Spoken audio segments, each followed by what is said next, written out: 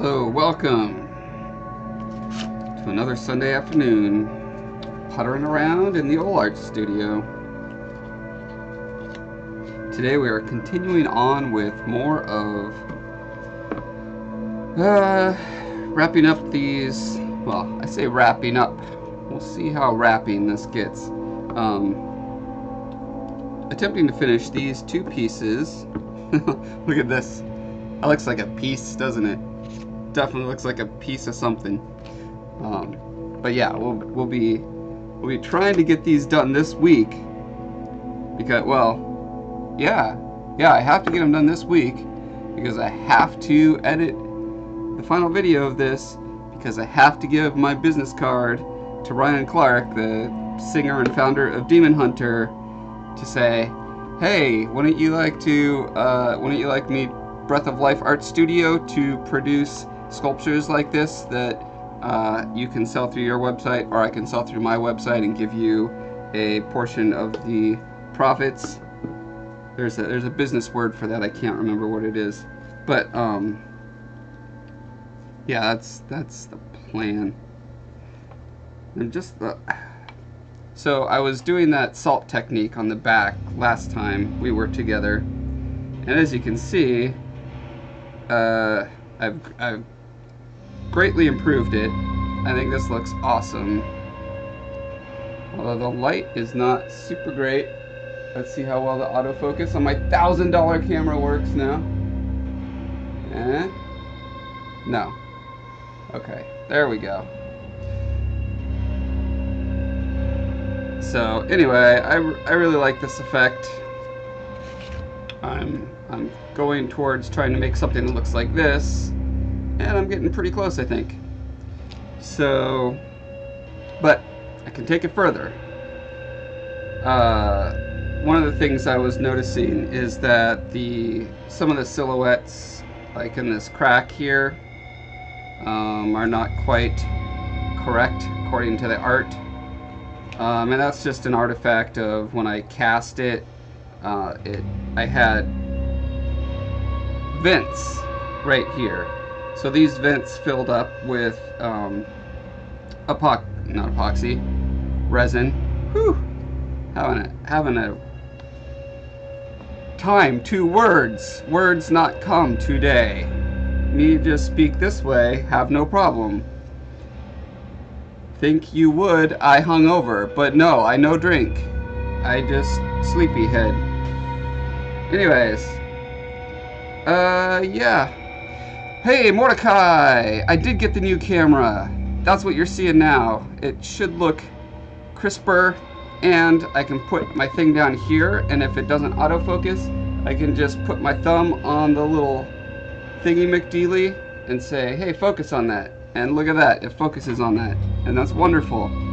And that is worth $1,000. Well, actually, okay. So the reason I bought a $1,000 camera is because I wanted to stream, but mostly because I want a 4K camera so that I can do much higher resolution, prettier beauty shots for the tutorials and other video projects that I'm doing. So it's not like I spent $1,000 just for streaming, but I'm very happy with the results so far.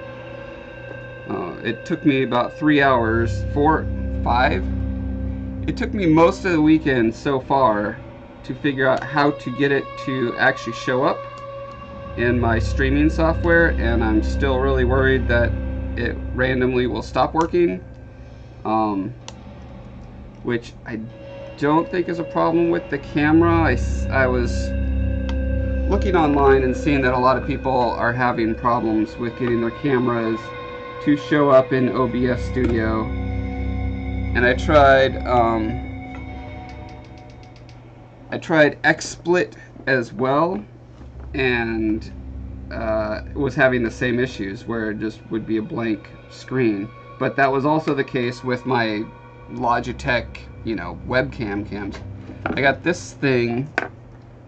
This is a $130 dongle right here, and the idea is it takes any HDMI output from a camera and converts it into just what the computer sees as a webcam. So in theory, all data going in here is just like, hey computer, check out this webcam, and the computer's like, cool, a webcam, and it just works. However, it doesn't just work, probably because I'm missing some crucial thing, but apparently lots of people are, because I'm seeing lots of complaints on the forums, not about this camera, not about that dongle, but just about streaming software in general. Dottie, hello. Thanks for stopping by again. You are a stalwart. Demi, hello. $1,000 camera, that's right. Daniel Chavez, hello. Demi says it's looking great. Yes, I think the image is great. I wish, what I haven't figured out is how to get it to record in 4K and stream. Whenever I switch it to 4K resolution, the signal just stops coming out of it for whatever reason. So right now it's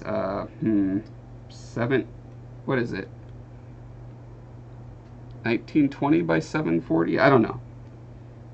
I still have to stretch it to fill up the screen, which means it's not getting a perfect signal. Like, I think this is the resolution it wants to be, and so I have to stretch it out, which is not ideal, but hey, it's a stream. We will survive. So with this salt technique that I was doing, I poured the salt on pretty darn heavy and then rubbed a lot of it off with my fingers, and I'm still seeing some of the salt that didn't come off. After I let the salt completely dry, then I spray painted the color over it, then I soaked it in water overnight, and then the salt still didn't come off because the paint had sealed in the salt really well, so I still had to go in and scrub it, and with manual scrubbing like that, parts get missed, which means there's little deposits of salt under the spray paint still, which is, I mean, for a piece like this that's just looks really kind of battered and beat up anyway, it's not a problem.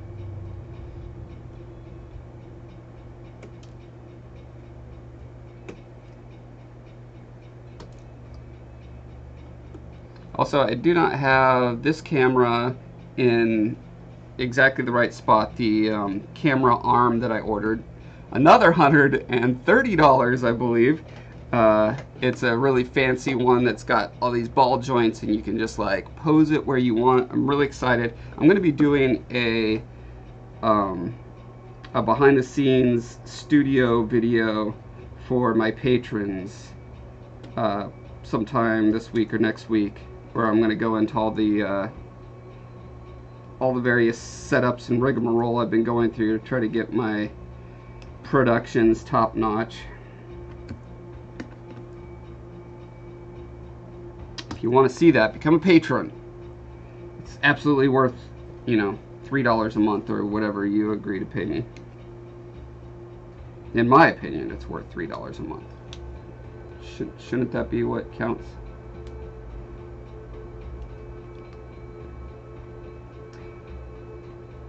I really like what Sam Harris says on his podcast when he asks for patrons. He says, only feel like you should if it has no effect on your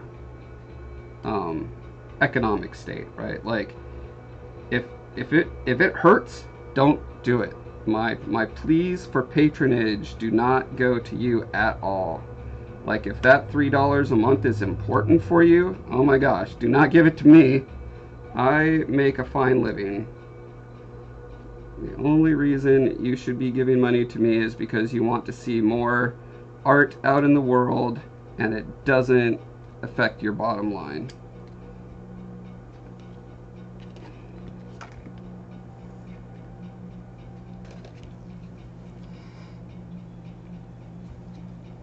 Quiet Storm 76, hello, how's it going?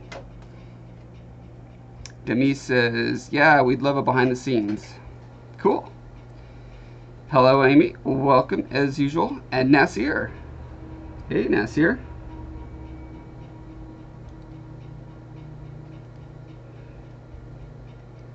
Nasir, you have not been around the past couple streams, and I wanted to invite you to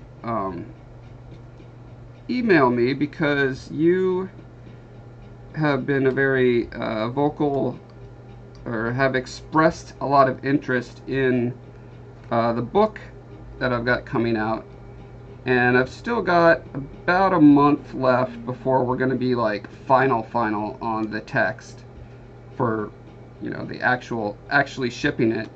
And I'd love to get some beta reader feedback. So if you are interested in reading the Google Doc form of it, where you can comment in the margins and say, hey, I don't understand why this character said that thing, or hey, this is really cool, or etc., etc. Any kind of feedback you might have. If you're interested in giving some beta reader feedback, email me at thebreathoflifeart@gmail.com. Well, I almost sliced my finger real good there.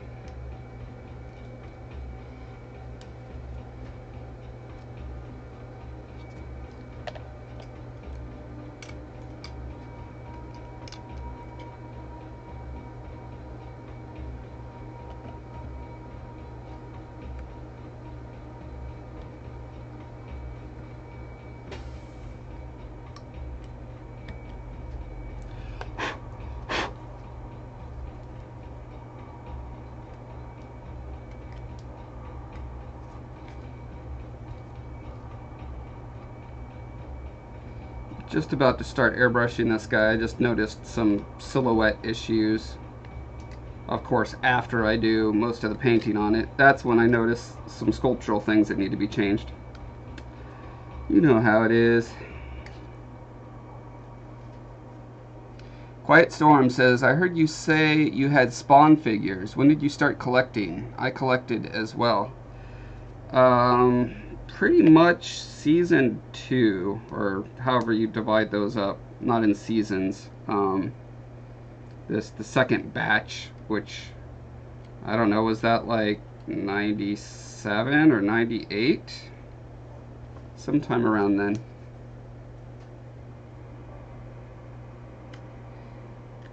I have never sat down and counted all of them, but I'm sure I have over 200.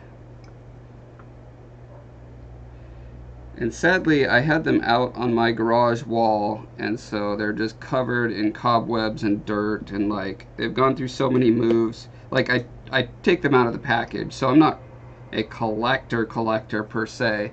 Like I literally want to move them around in my hand and look at all the details because I find them very inspirational as sculptural pieces.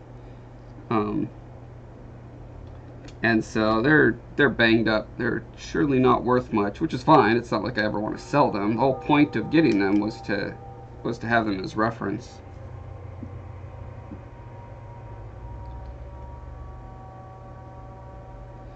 Alright, so as I was saying at the beginning, but a lot of you weren't with me at the time, is that I'm really happy with this treatment, and I think it's getting really close to the spirit, if not the literal like colors of the poster, but I can push it further.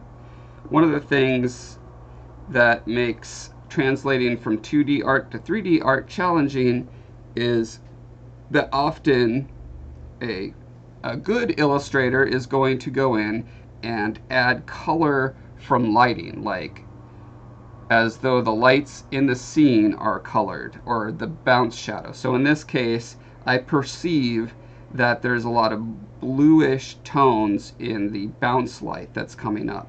So there's dark areas that are just black, but then there's areas that are dark, but they're darkened from shadow, and that shadow is bluish.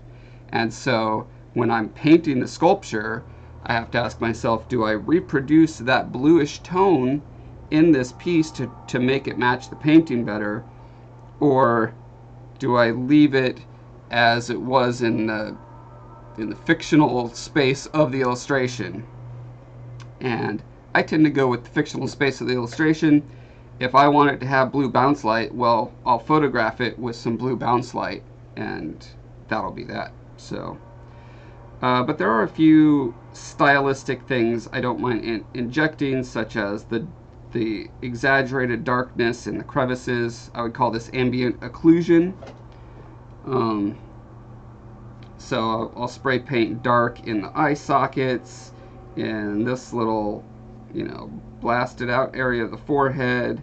I might even undecided about this tip here, because it is weird, and it looks like it's probably supposed to be a shadow of the spider, maybe? I don't know. I think that's just not good. So I might hint at it, and if I like where it's going, push it further. And if not, I can always go back and kind of spray it back over it. But anyway, I'm going to try to get a little more gestural with it with the airbrush. And then my plan is to do a final coat of shade, a wash over it. Nasir says, of course I'm interested. Cool. Email me with your email address.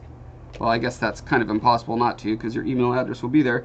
And I will invite you to a Google Doc, and if you have a way to read Google Docs, you can check it out. Hopefully you have a tablet or phone, something portable that you can read on. Most people don't read on, on a computer, like a full novel. Who's gonna sit at their computer and read that? But I don't know. I'm just saying. Either way, whatever you're up for, I'm down to listen to your opinions on my work. Well, it's mostly my mom's work at this point. Maybe it's half and half. It's hard to say. Like, I developed the world and a lot of the characters and the basic outline of the plot, but then she really brought it to life and actually wrote all the words down instead of just like, hey, vague ideas. So, I don't know how you want to divide that labor conceptually. I insisted that she put her name first. She kept putting my name first, Josh Foreman, and let's see, her pen name for this is Rose Foreman. And I was like, I feel like you did way more of the work on this than I did. We need to put your name first. So.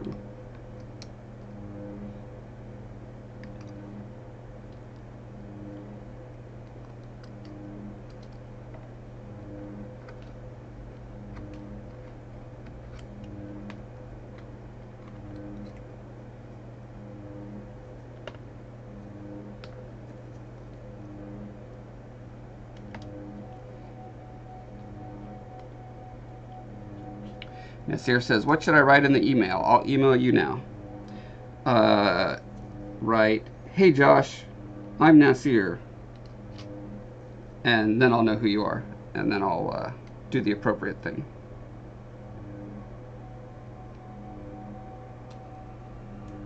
Nasir says, it looks amazing since I saw you molding it. Yep, coming along, coming along. Mordekaida says, I'm staying away from Google Docs today. Spent way too much time in Sheets making up a stats page for my boss.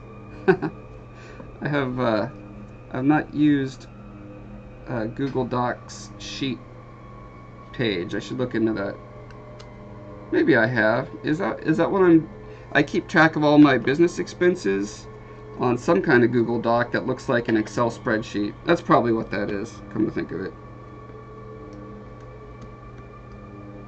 Holy cow, I spent a lot of money investing in YouTube stuff this year, like a really irresponsible amount. Hope it pays off. I mean, it's one of those things where if it doesn't pay off for me, at least, like, I have confirmation from lots of messages from lots of people saying that I've inspired them to get back into art, or they're trying it for the first time and that kind of stuff. And so in that sense, I guess I don't need to get cash in my pocket back as a result, that I can just say, well, other people in the world are living richer, fuller lives because of the money that I spent in 2017. So I can feel good about that. All right, think I'm ready to do some airbrushing. Eric Soto says, what kind of space age material is that made out of? Hey, Eric. Eric's an old friend of mine. We go back like a decade in the old Zayo forums. This space age material is epoxy. And then I did I did a rust color on it. And then I sprinkled water on it. And then I poured salt on it. And then after that salt dried, I spray painted it. And then after the spray paint dried, I soaked it, scraped all the salt off, and that left these little patches of salty looking, or rusty looking material on it. And then, yeah, now I'm about to give it some airbrushing. Amy says, yeah, I use it when I have way too much homework and need to plan it out. Yikes. You know you got it bad when you have to do homework in order to do your homework. Nasir says, you inspire me to continue in art, but then in the morning I go to art school and I hate being alive. Sorry about that. Alright, I'm going to situate the camera over here so we can watch some airbrushing. Pay no heed to my disgusting garage / art studio.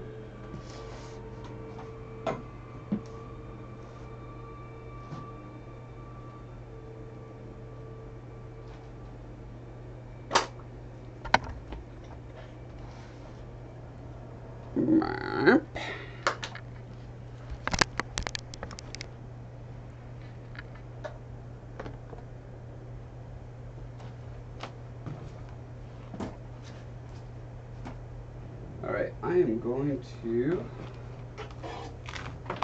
turn on my little air vent.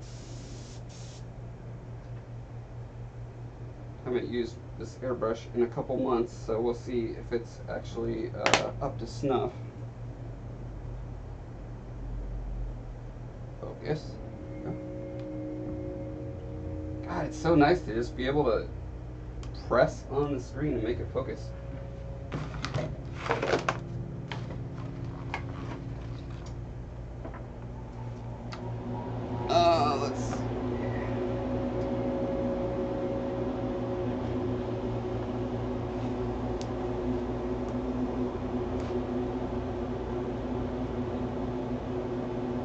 This is what I happen to have in my paint bin. I have no idea where I got it or when. So we'll see how well this airbrush opaque black color works.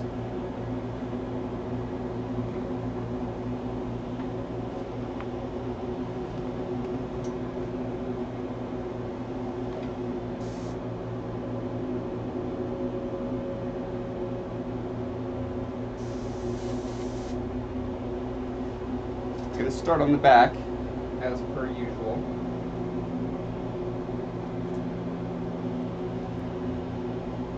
Let's get the camera closer into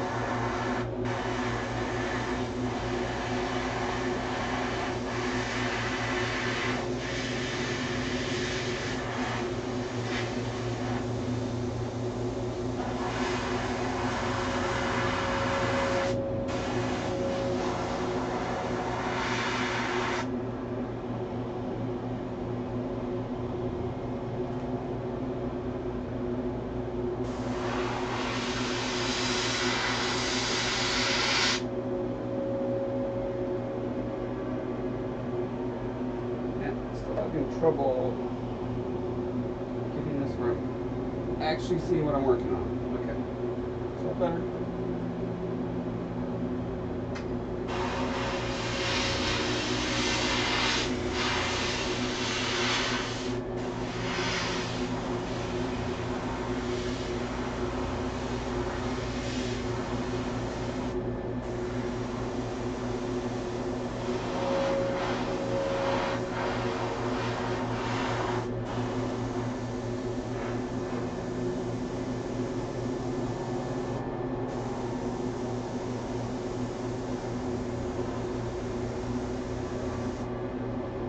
Really digging this paint. It's got a nice, very nice smooth flow to it. I'm not getting any spatters or chunks.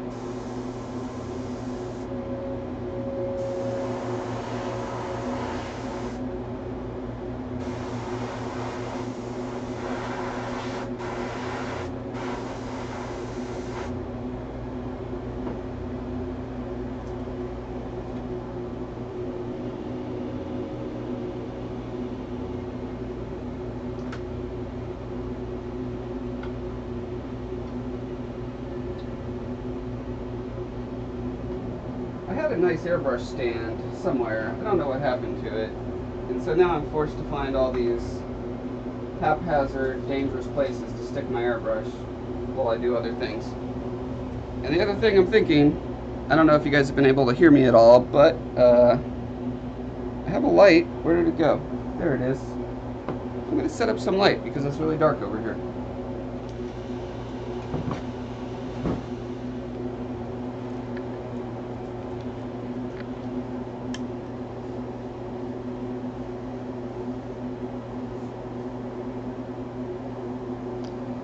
Mordecai Day says, I have a part-time job. My homework is to learn it all so I can teach it to individuals who barely know how to turn on a computer. Oh man, that's me. I barely know how to turn on a computer. Nasir says, Josh, you need a cameraman. I volunteer. Alright. I can pay you in peanuts.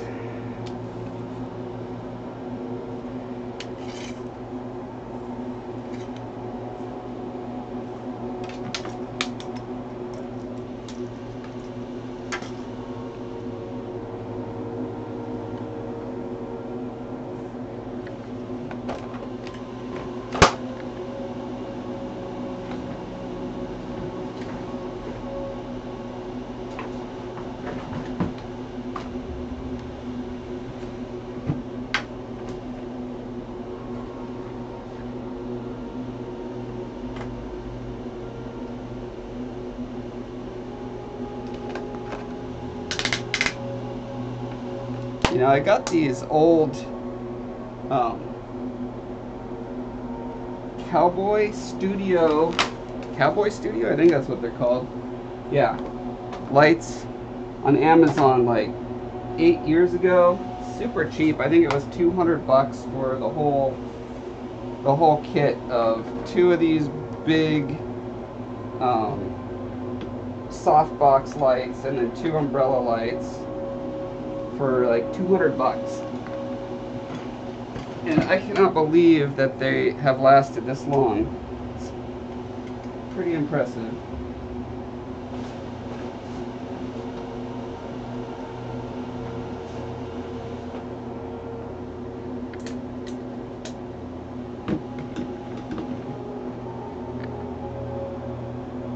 There we go, that's definitely better. Okay, and I needed the actual art.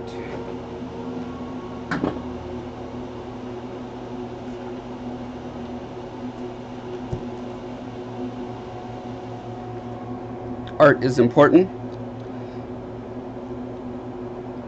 Dottie says, speaking of paint, is there a certain kind of paint that should be used on polymer sculptures? I assume you mean polymer? And the answer is no, but as long as you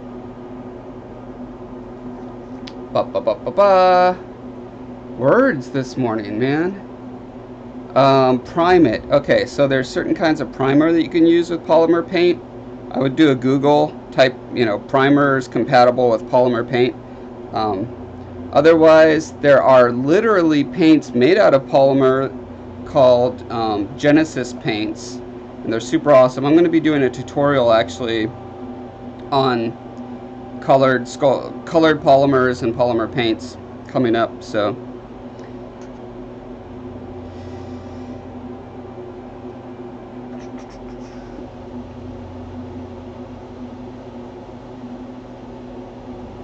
Amy says, I have a question on the spattering and airbrushes. The dual action one will seemingly randomly start spattering, and then after a bit it will stop. Any solutions? You can try thinning your paint down.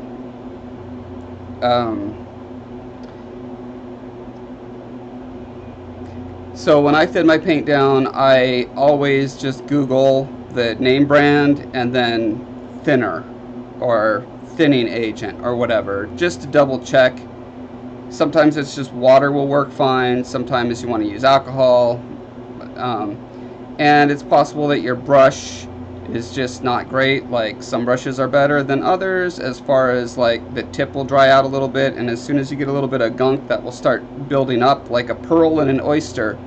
And so a lot of times if you start to spatter, if you instantly stop spattering, take a clump of paper towels and just like pull it all the way back and just spurt it as hard as you can into that, and then wipe it off. Sometimes that'll clear out the gunk. Mordecade says, no one pays me in peanuts. Wait, that's not true.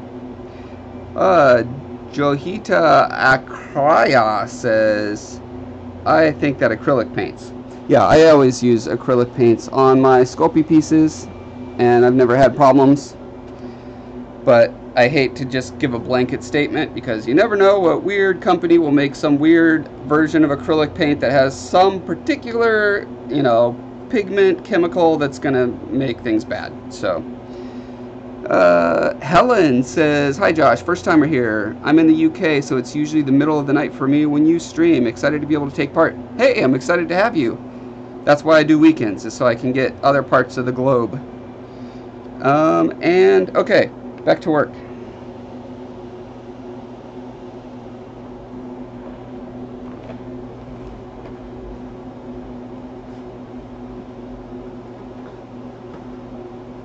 Oh, hey, I do have a ratchet that works. Awesome. I lost that.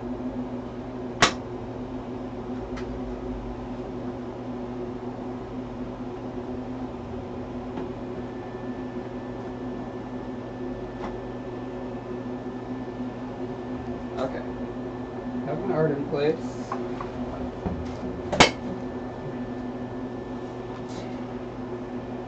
Have my airbrush.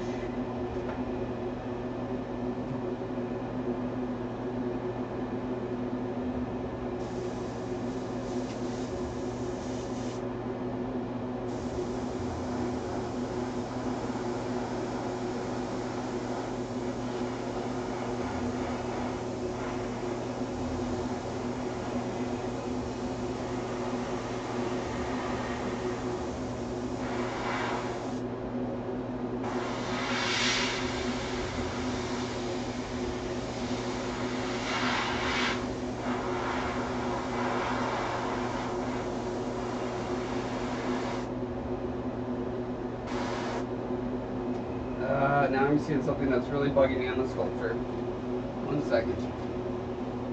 I need to carve this little bit down.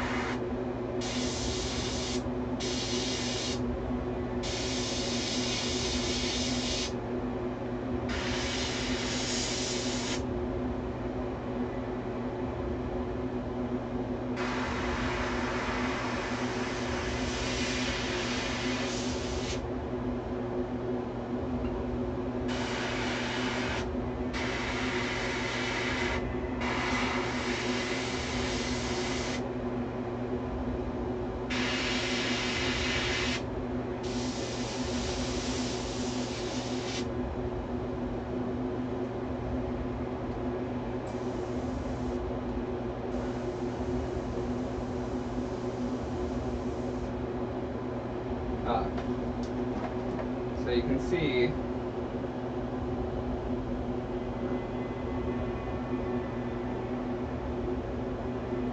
so when you try to spray and bubbles start coming up in your pot, that's when you know there's a clog.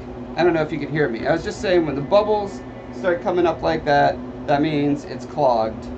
And then you go through what I'm about to do, which is my declogging process.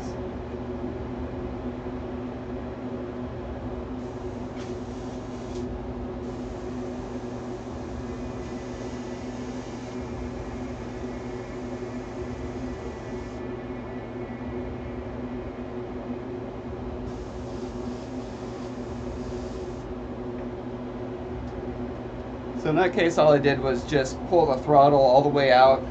I pulled the needle back a little bit so that it was just, there was no needle in the chamber at all. It's just the paint going straight through. And then usually that'll blow out the gunk.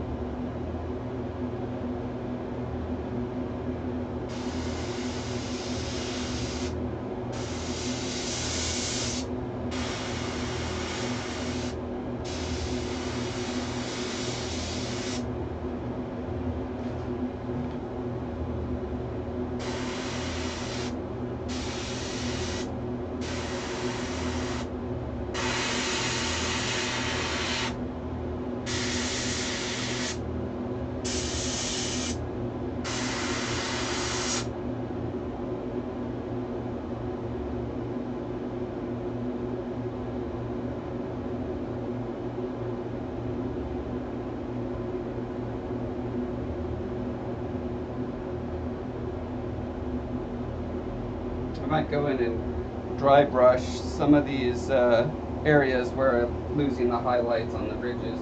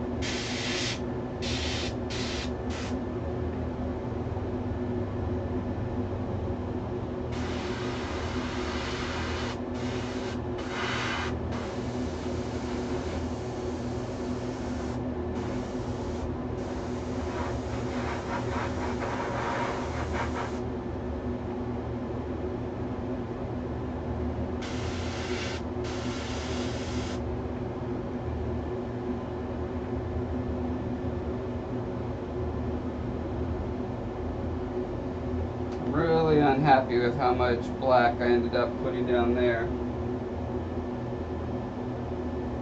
I'll see if I can fix that with some dry brushing or what.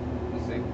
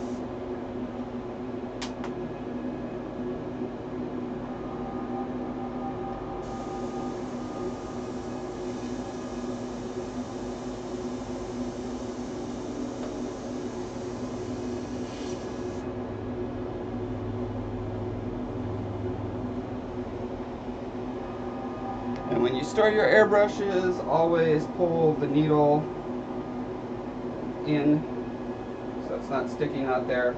Otherwise, it's going to end up getting bent in the fullness of time.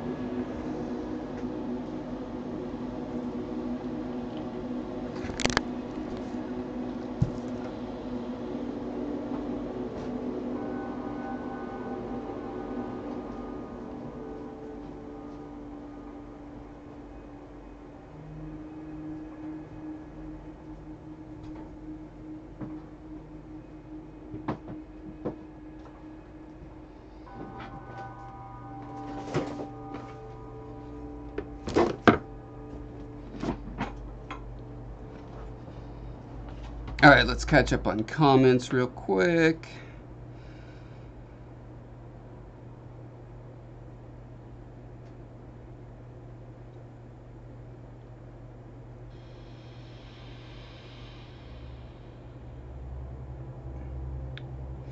Amy says, if it says water soluble on the label of the paint, should I assume that I should use water as a thinner?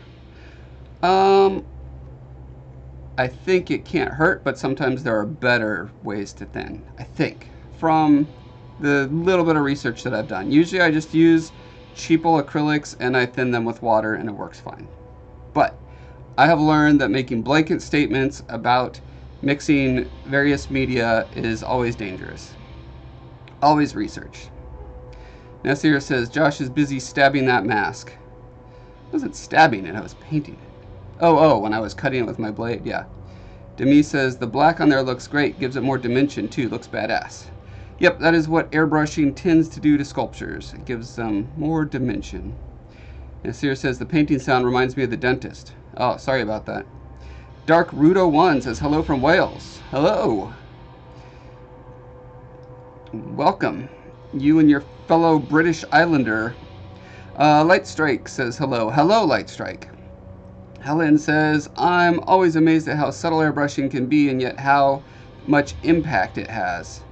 Yep, it almost makes all the trouble of having a compressor and having to wash it and clean it and unclog it and blah, blah, blah. Dealing with airbrushes is almost. I tend to not do it as much as I should just because I'm lazy and all of that stuff I just said. Helen says that she's in, let's see, I'll get this right on the first try, I guarantee it. Leichentasher. Yeah, that's where you're from. Dark Rudo says that's not far from where their brother is, and okay, just talk about England and such. Suppose nowhere is far from anywhere here compared to the U.S. That is true. I live 3-hour drive from my parents who are in the same state, and I'm not even on the other side of the state.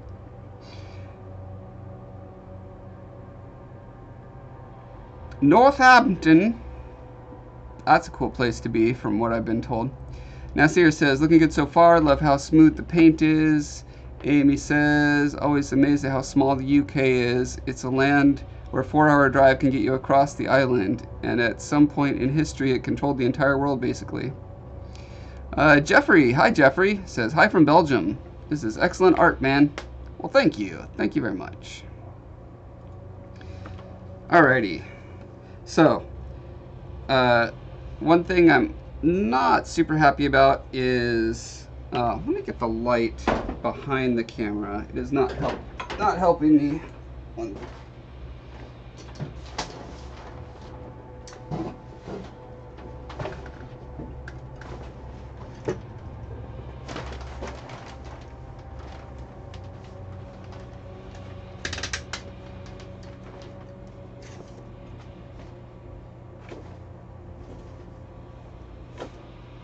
Alright, that's better. So, one thing I'm unhappy about my airbrush job is that this area here, like all these areas are they're just pure black, like black, which in the paint, again, in the painting, they are pure black. However, I think that's supposed to be part of the job of shadow to do that, not the actual pigment on the surface. So I'm going to go in and dry brush these areas to just bring a little bit of form back into them.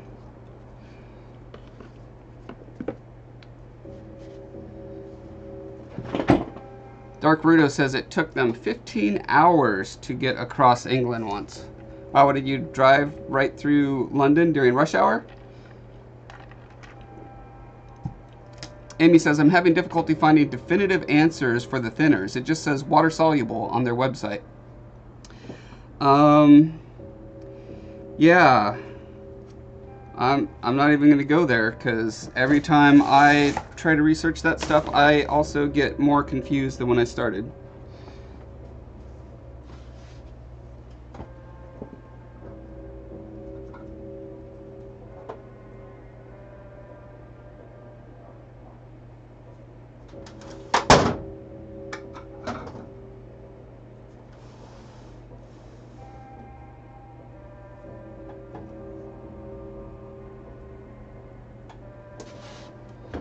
Alright.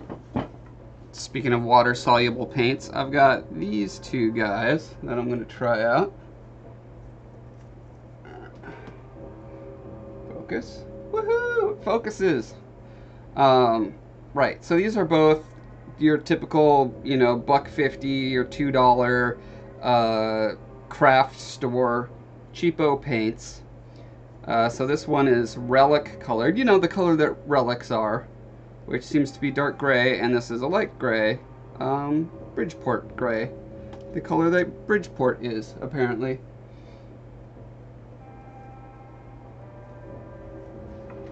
So, I'm going to start with the dark stuff and dry brush that on.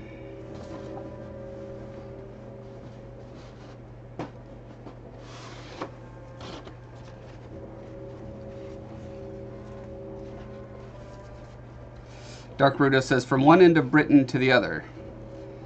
Wales to Great Yarmouth. Yarmouth! That sounds like a good pirate port. Am I right? Is that where pirates tend to hang out?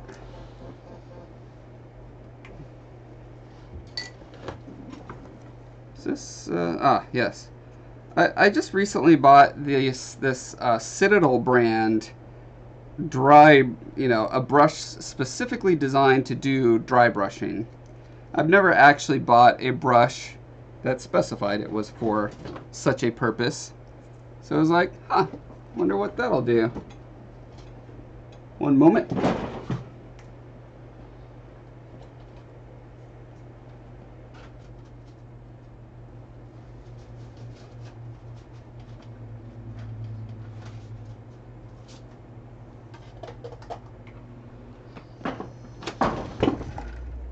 And I haven't noticed a significant difference in quality of dry brushing when I use it, as opposed to just a standard, you know, dollar store brush. Well, whoops. There are certain brushes that you want to avoid, the ones where the hairs fall out. So there are definitely cheap brushes that will not work. So do not get the impression that I'm saying just buy any old brush. However, getting the super fancy one that it claims to be designed for this specific purpose, I have not noticed a difference.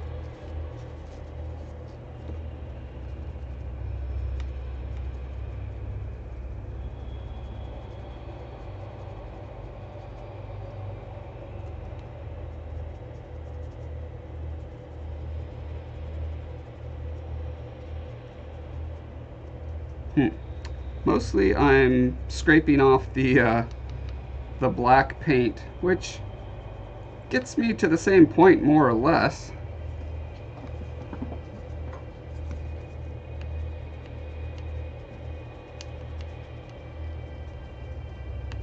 A little bit less because it's scraping it off in, see how close we can get here.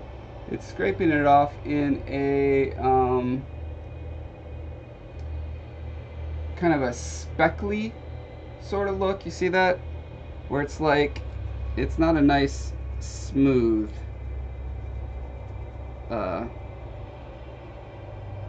ramp, I guess is what I would ideally want. So I'm going to load a little more paint on my brush.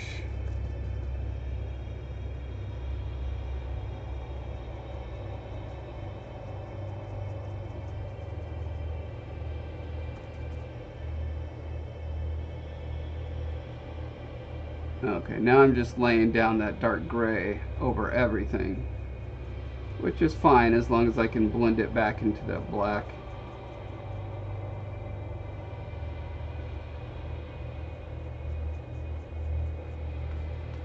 Oh, I can't wait to get my camera mount arm. It's going to be great to be able to just move the camera exactly where I want it and not have to hold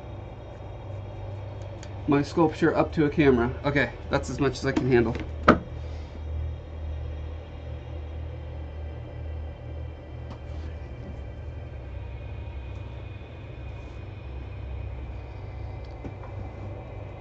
Dark Bruto says, I saw a few pirates, plastic ones, and I dressed up as one. They also had a pirate-themed crazy golf, if I remember correctly. Awesome. I have an idea for a mini golf RPG where you play as the little balls and like you putt yourself into your enemies, and the harder you hit the other balls, the more damage you do, assuming you have the right armor class and stuff. Someday I'll make that. Nasir says, so Josh, when your book going to be out for public? I'm really hoping to get it out by the end of this year. It really comes down to how fast I can finish the illustrations for it, which I'm almost done with. I feel like, I mean, compared to how many I've done so far, I'm definitely almost done. Andy says, that's looking a lot different than before. It looks awesome. Thank you. Keep in mind, I've done 3 of these, so you might be thinking of the other one. Like there's this one that I'm going to be bouncing back and forth to between this that I've also been doing, and then there's the Rust one.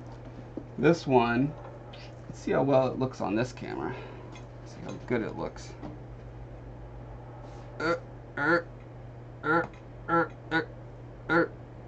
Well, imagine that light wasn't there. Wow, okay. That was a pretty horrific example, but yeah. So I've been doing 3 different versions of these guys in an attempt to. Is it an attempt? It's not an attempt. It's just me being me. Like I made 3 casts, and I'm like, well, I just want to do different things with each of them because I am a natural experimenter, I guess.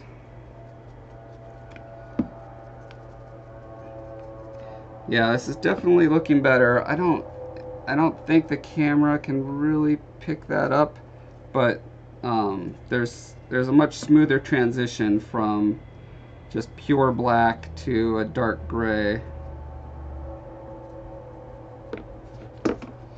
When I was airbrushing the bottoms of these little nose ridges, it got some of the tips, these edges that are supposed to be nice bright lines, it hazed them out, so I'm going to go in and re-emphasize those as well. Mibby Pixel Art says, I love your work. Sweden here. Hey, Mibby. Welcome from Sweden. Welcome from Sweden. I'm not from Sweden. Welcome from the US. My Swedish friend. Huh, I'm going to need to do a lot brighter to hit those better.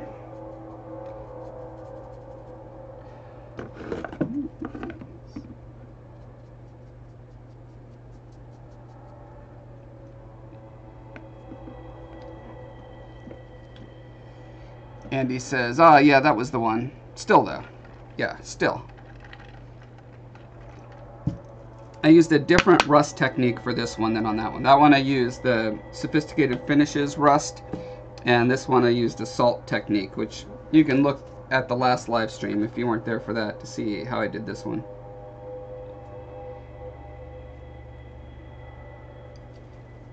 This one, I feel like you have more control because you can exactly decide what you want your rust to look like, because you're literally painting the rust coat down first, so you can, you know, put darker areas or lighter yellow areas wherever you want them, and then the salt just covers it, and you get a nice variegated underneath, but it's a controlled variegation, as opposed to the Sophisticated Finishes where it's just totally random how it's going to end up chemically doing what rust does.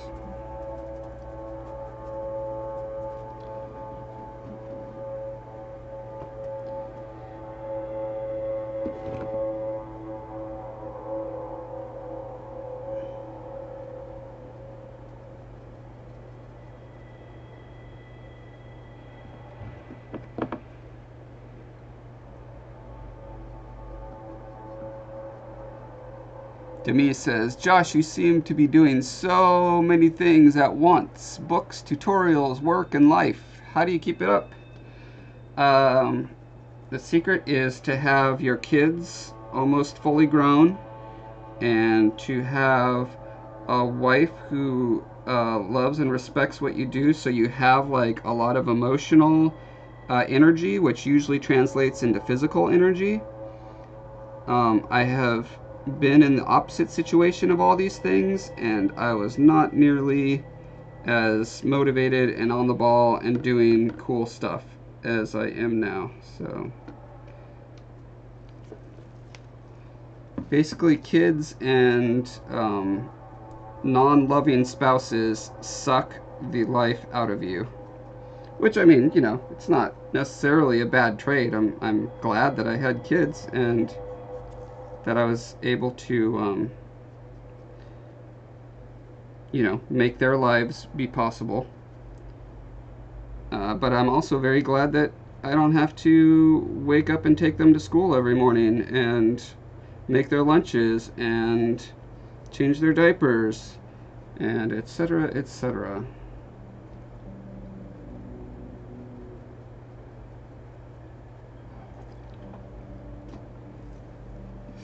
Dark Rudo says, they are so awesome. Wish I was this talented. You know, every day I go to work and I sit down next to people who are way more talented than I. And I think to myself, I wish I was that talented. But then I'm just like, well, I'll just practice and get better. And slowly throughout the years, very, very slowly, I've gotten better. And hopefully we'll continue that trajectory.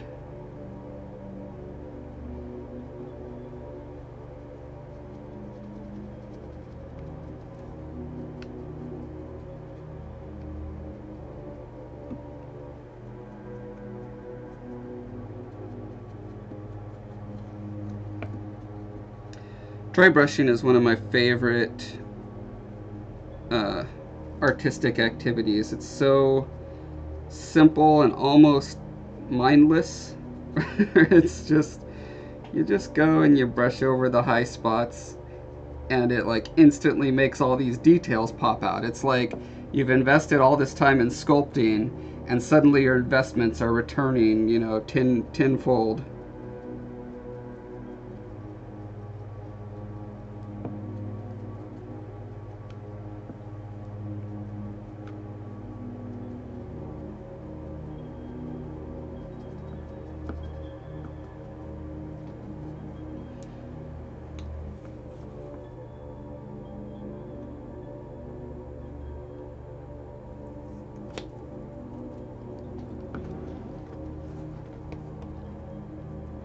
Andy says, biggest thing is to get into the habit of creating. Putting yourself down doesn't get anything accomplished. That is true. Looks like I want the lighter, or the darker gray for this part.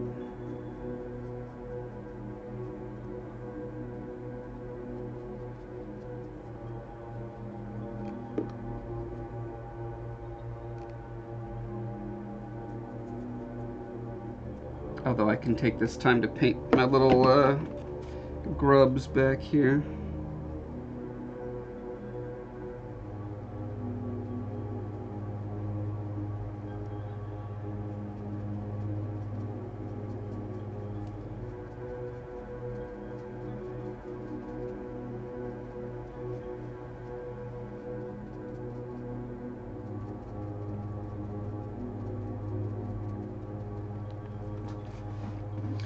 Amy says, here's a secret. Most people have to work really hard to get to where they are. You only see the results. Indeed. I think that's one of the reasons I'm attracted to the live streaming, is because you get to see the long, protracted, you know, process. And I mean, it's less so for me than for someone who's just getting into art, because I've been doing art all my life, so I'm faster at it than many people, but it's still like, as opposed to a tutorial where it's heavily edited and it's just like, here's the highlights. In a stream you really get to see the kind of the push and pull process of like, and experimenting, and the little failures and how you recover from those failures and that kind of thing. I try to inject some of that into my tutorials for sure, but because, you know, for a tutorial you don't want to spend a ton of time when a lot of people are actually there just to see, okay, how do I do this? They don't want to see, okay, how do people screw up trying to do this?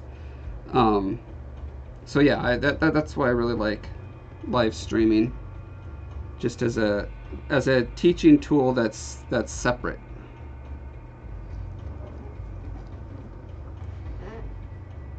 Nasir says, what's up with the creepy music?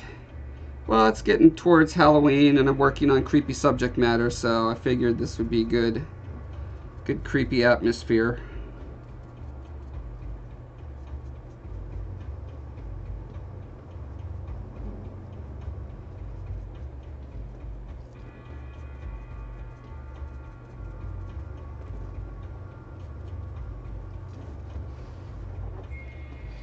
Holy Pinor, hello, or hullo, as you like to say. Dark Rudo says, haha, I have been drawing my whole life, eh? And don't seem to improve. Some people are born gifted. I didn't realize you were anime. You know what? Yes, some people are born more gifted and are able to achieve things that you and I will never be able to, and that's all right. Like, there's some people who will always be able to run faster than me no matter how much I practice running fast. And there's some people who will always be able to do math, and I will never be able to do math. And it's not just because I say it. It's because it's true. And that's okay. Everyone has different suite of strengths and weaknesses. And it's really, like, put your time into what gives you life, what gives you joy. And if the results are not giving you life and joy, then, you know, cut back on that. But if, I guess the balancing part of that is, if you're really passionate about a particular thing, like art or music, whatever, and you're terrible at it, you don't have to extract your joy from the final quality. You get your joy from the process of creating, of just putting your ideas out into reality.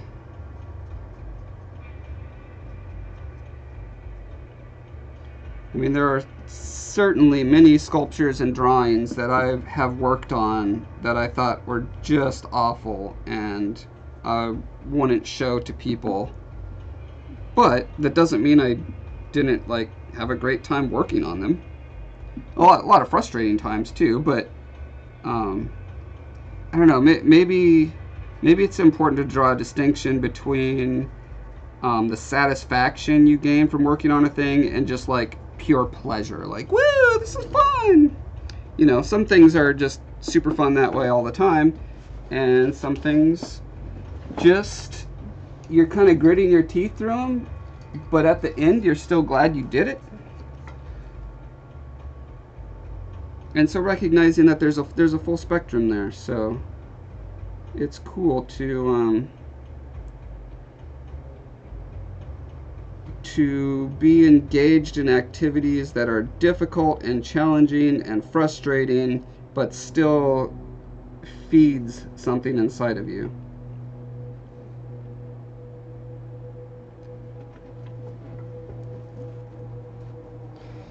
Dark Rudo says they have an eye for it. Yep, some people have really great eyes. Amy says, do you ever think that it's because you are more judgmental of your own art than others? Absolutely. Most good artists I know are more judgmental of their own art than others. I mean, I've had, standing right here, I've had Jordu Shell, who has created he worked on the creatures from Avatar, he worked on Men in Black, he's done all these just incredible creature design effects.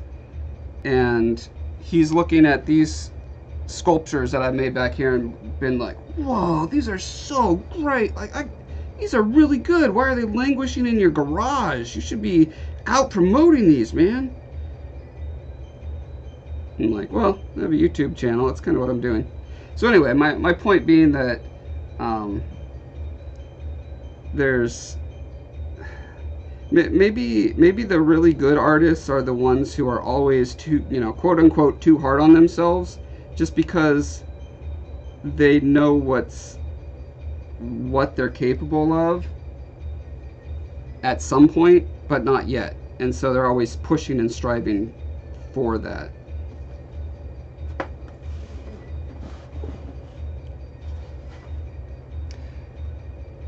Dark Rudo says, ha ha ha ha ha! I wish I sounded like that, huh? You know, Dark Rudo, you can. All you have to do is make weird random grunts and moans after and before every sentence. Huh? Nasir says, what are you dressing up for as for Halloween? It's usually when I remember it's Halloween that morning, I'm like, what random bits of costume can I throw on? If I got serious about making a cool costume, it would end up taking me a couple years, and that would be all I would do. So I very purposely decided, Halloween costumes are not going to be something that I put all of my time and effort and passion into.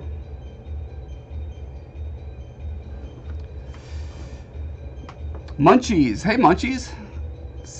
Munchies the sock monkey. That is so cute.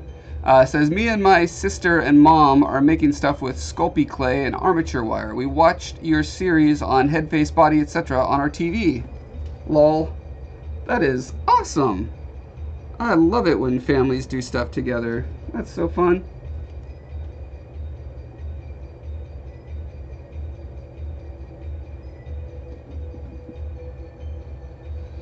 You count your blessings that you have a parent who wants to spend time doing fun, creative activities with you.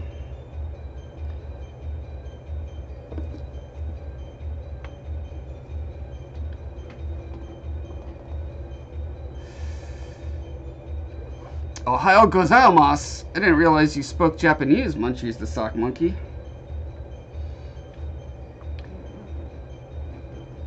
Dark Rudo says, I will talk like that from now on, Josh. Amy says, haha, now I can never unhear that. Dark Rudo, your voice in my mind will be like that from now on. Excellent. To which Dark Rudo responds, ha ha ha ha ha ha.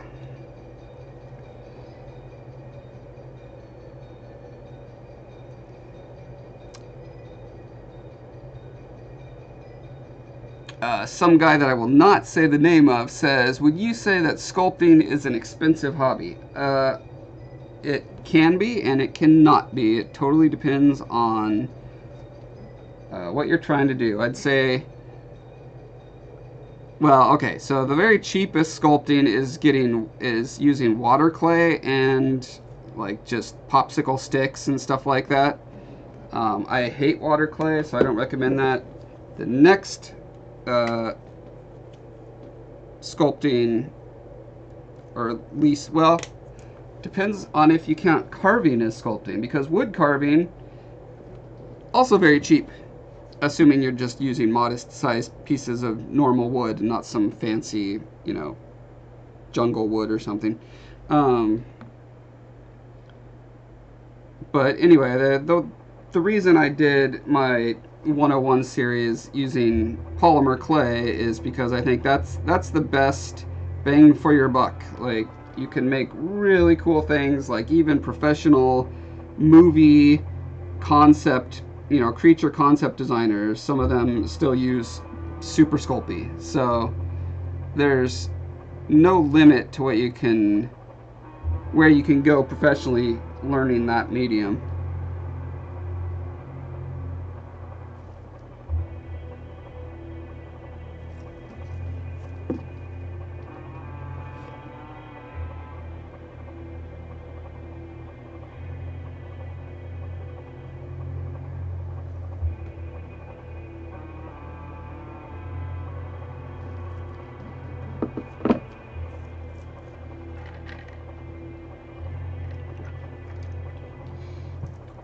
Dark Rudo says, I wonder what my husband will think, eh? He may want a divorce.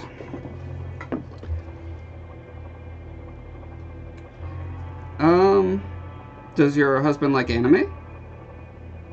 He may be really excited about it.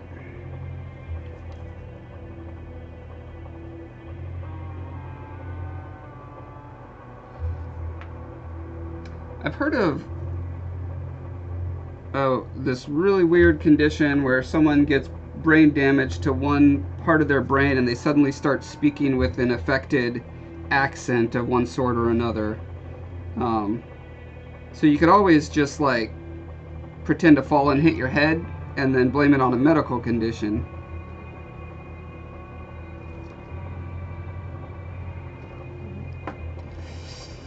Helen Lewis says, Sculpey is pretty expensive here. I've just finished my first ever sculpture after following Josh's 101, and I want to do more, but it will have to wait a little while, probably. I'm sorry to hear that. Yeah, some places, well, are really expensive. I used to live in Alaska, and the price of especially perishable items, but even just normal stuff, just because everything has to be shipped so far, is ridiculous.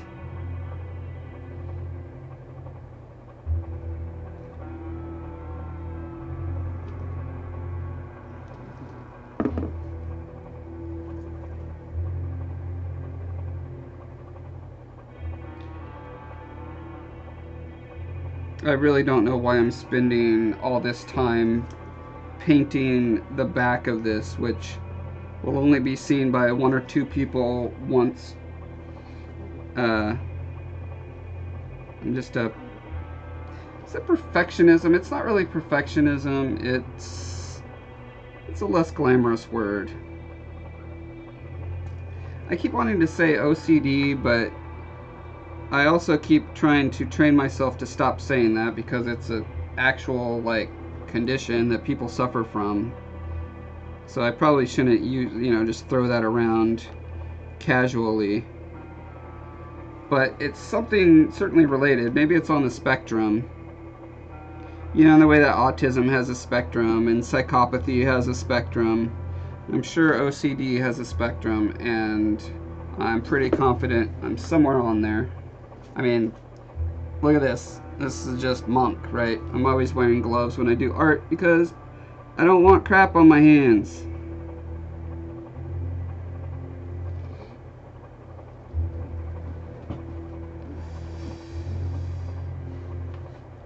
Munchies says, I've been buying the 8-pound boxes of white Sculpey from Amazon on my 3rd box. I also bought a 3-pound of the firm gray ones to make the heads since it doesn't dent so easily. Oh wow, you're you're using the white stuff? Oh, that's okay. Munchies says the 8-pound box is around $40. Yeah, I mean that's the upside of using white, is it's very cheap. It's also very fragile and very prone to cracking and very smushy.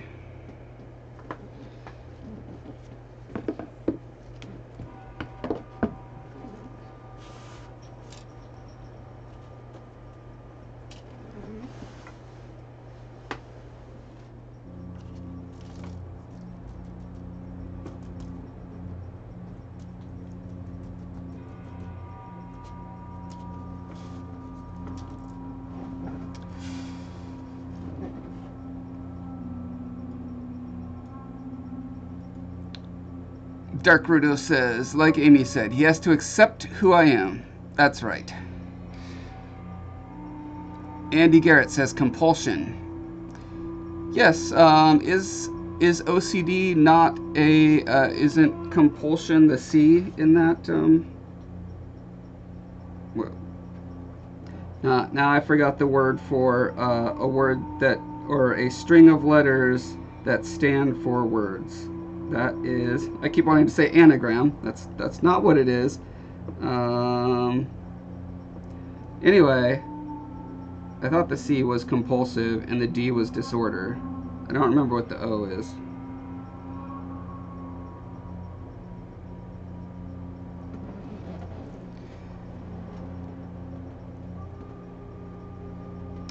Nasir says it's the why not condition. Helen says a pound of Super Sculpey Firm is about $22. Okay, that's not that bad. It's $18 where I live if you buy it at a craft store. Bitgreen says, I thought you were painting the back to practice for the front, get used to the texture and all. Yeah, but I'm definitely past that phase to where I'm actually like painting all the little maggoty eggs and grubs and stuff. You know, I guess because I went through the trouble of sculpting them, so I might as well paint them.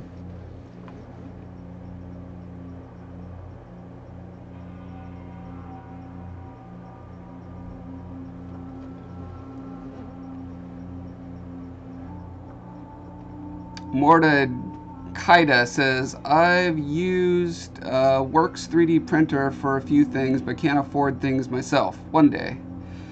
Yeah, one day I'm going to get a 3D printer when they can do color and you can't see print lines, which I'm guessing will be another 5 to 10 years.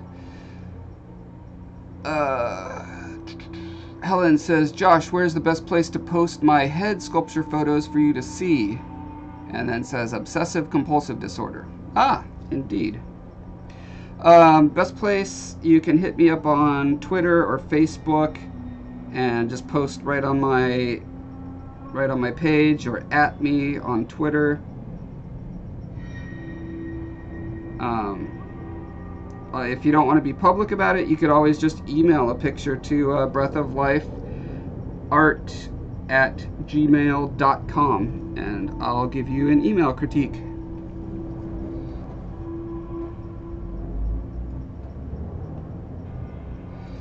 Amy says, yeah, but you can use compulsion instead of calling it a disorder. The disorder part is what requires medical diagnosis.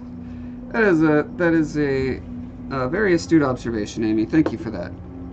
Yes, I will simply say that I can be compulsive at times.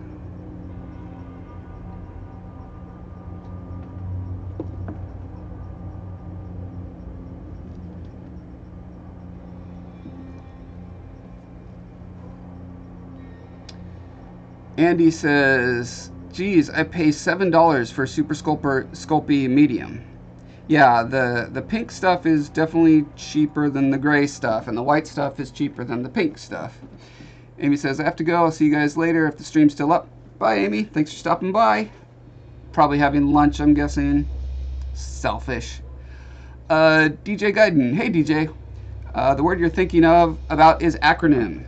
That is indeed the word. Acronym.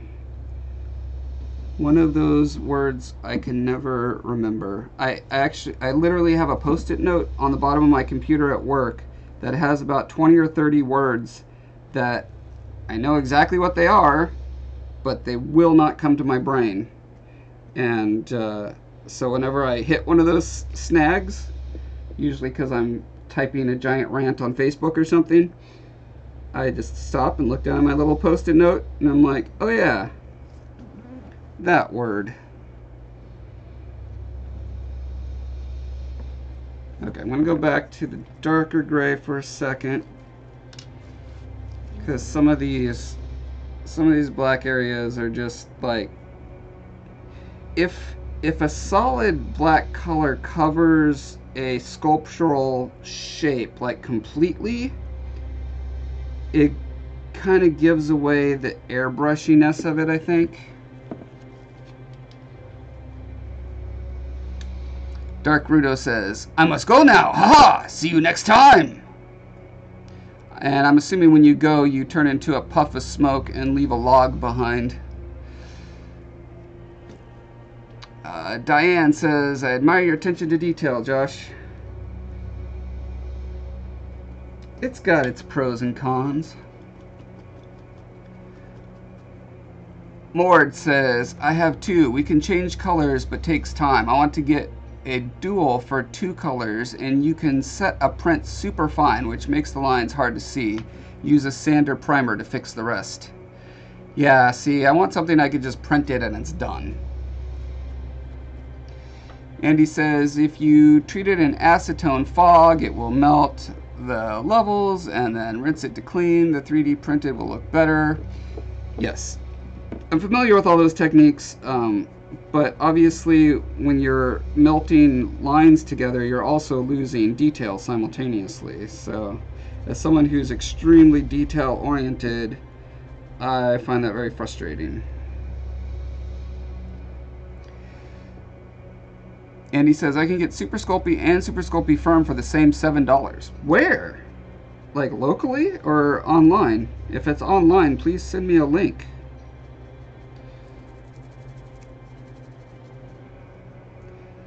Spike Sparkle is waving. Hey, Spike. Andy says, Joann's with coupons. Okay, right. Yeah, if you get your half off coupons at Joann's or Michael's, then yeah.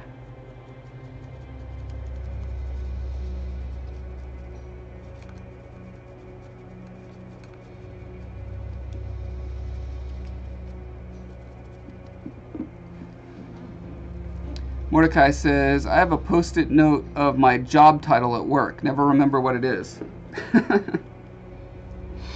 Let me guess what your job is. Are you a fixer?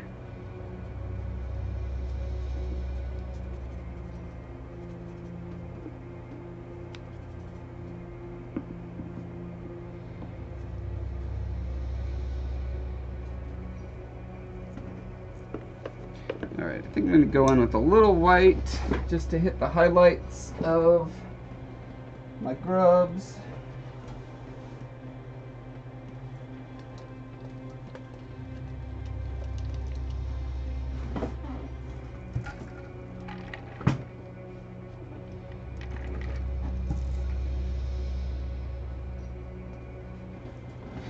Demi says, isn't this piece going to be stuck onto the wood? Now this piece is going to be the free-floating, just straight up version, like the vanilla default version, the one that looks the most like the artwork from the album cover. The other two that I have, which this one is flipped upside down, are mounted on weird different things with different features and stuff that I irresponsibly decided to just go all out and make crazy, because in my brain I always think, oh, that'll take a couple hours to do this other weird idea with it, and you know, it's always more like a week or so.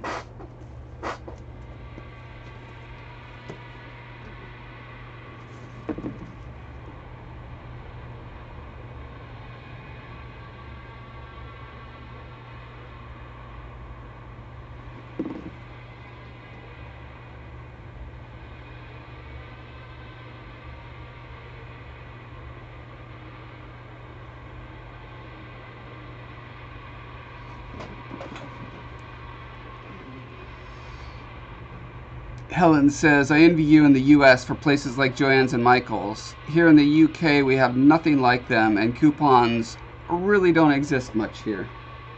That's a shame. I'm always shocked when I watch tutorials from British people because of that. I realize how expensive the stuff they're using is, and I'm like, oh man.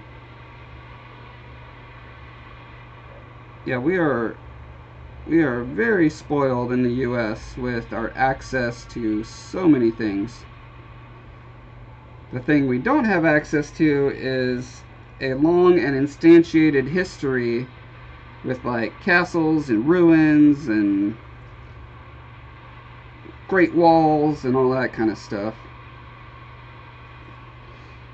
A long history obviously exists with the Native Americans, but so little is physically instantiated. There's, you know, there's like 1 or 2 ruins in the US that go back more than a couple hundred years.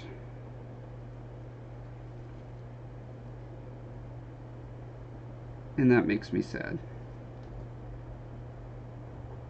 Oh, also there's the whole, like, random mass shootings that happen too. That's not so cool.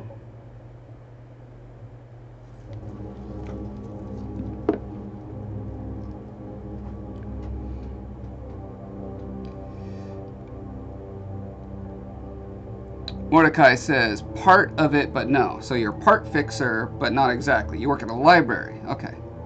Demi says, alright, then sure, it makes sense to take time to paint on the back too.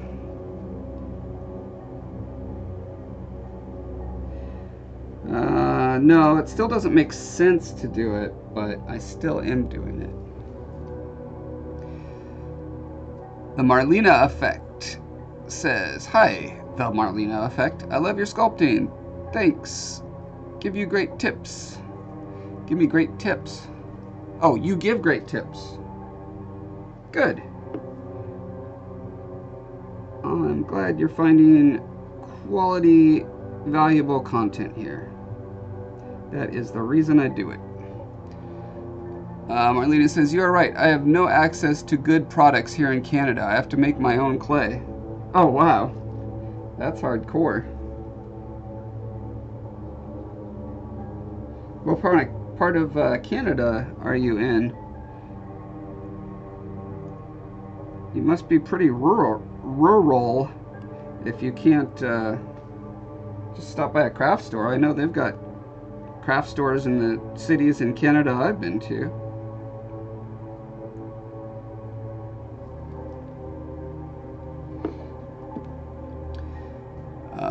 Marlena says, a lot of my people, native people, usually don't allow people to come to things, only because of people destroying stuff.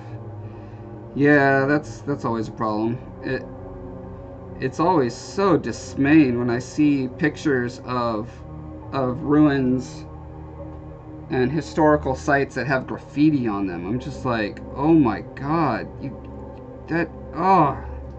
like, I understand young people don't understand why certain things are important, but man, that's just really chaps my hide, really grinds my gears.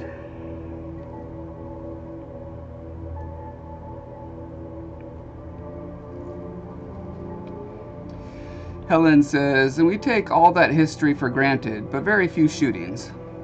Indeed. Marlena says, New Brunswick. I have no craft stores where I live. I live in a small, remote place. And says, yeah, they have tried to steal things. It's a shame. That is a shame.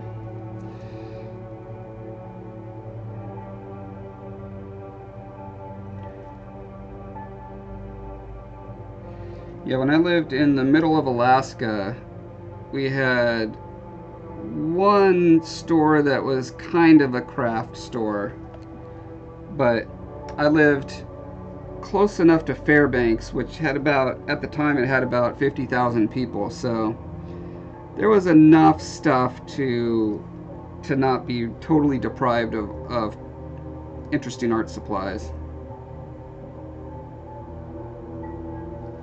But I have also visited some of the villages around that area, and yeah, they had like literally no stores. Lots of snowmobiles though. Lots and lots of snowmobiles.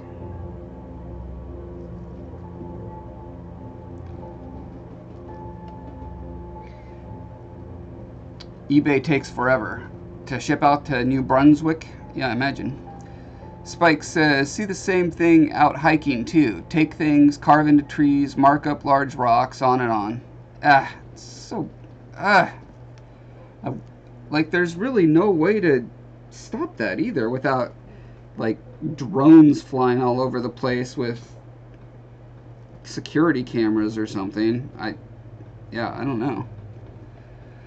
Nasir says, Josh, I think you should make a live stream about your book, and like you read the first half chapter of the book, and we ask you questions in the comments.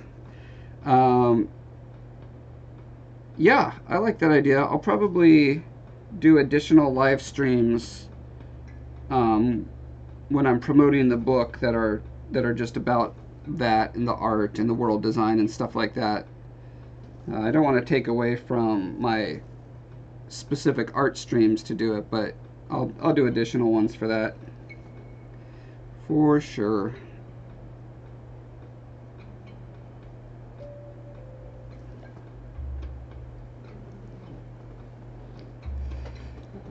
Spike says, don't even get me started on the littering.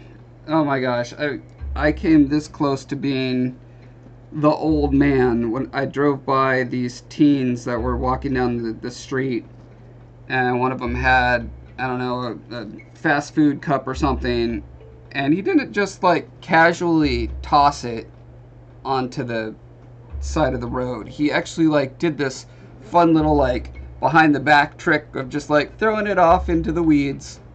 I was like, I almost slammed on my brakes and called him a bad word, but I knew that would not accomplish anything. Old man moment averted for now.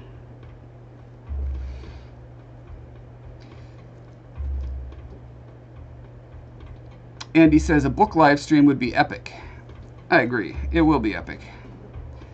DJ says you could train bears to attack kids that mess up nature. That is a great idea. I can't remember which, but one of the prophets in the Old Testament of the Bible,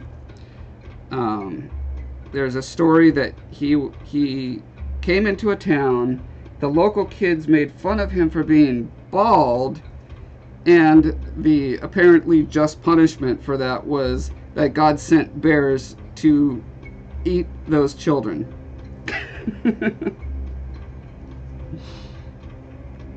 Keep it classy, Yahweh.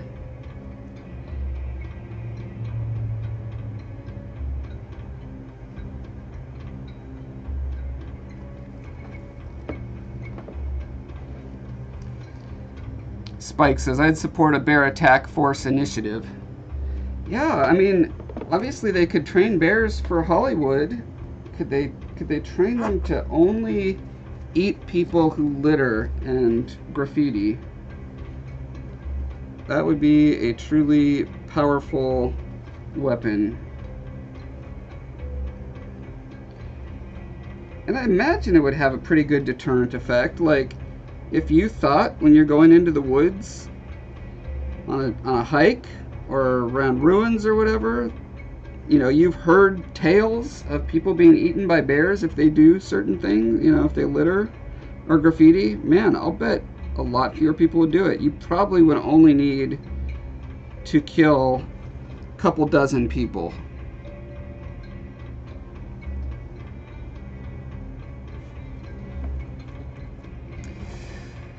Mordecai says, Elisha? That sounds likely.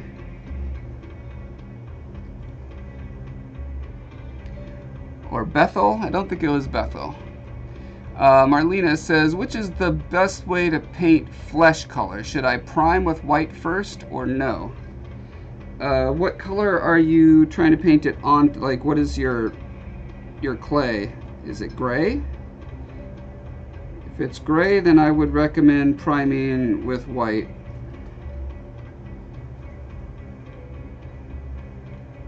If it's regular Super Sculpey, like pink, then you don't need to prime it. You can just like use a wash or a shade to get your low lights, and then a dry brush to get your highlights.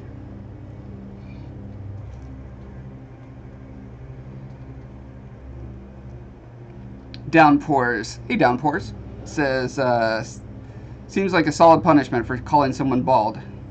Yeah, seems about right. Bitgreen says, Josh, you said this version is the closest to the poster. Is that the one you will use the spider with? No, the spider is going on this guy that I'm going to flip over soon and start doing some work on that. That one's going to have bugs all over the front of them. This one only has bugs on the back of them.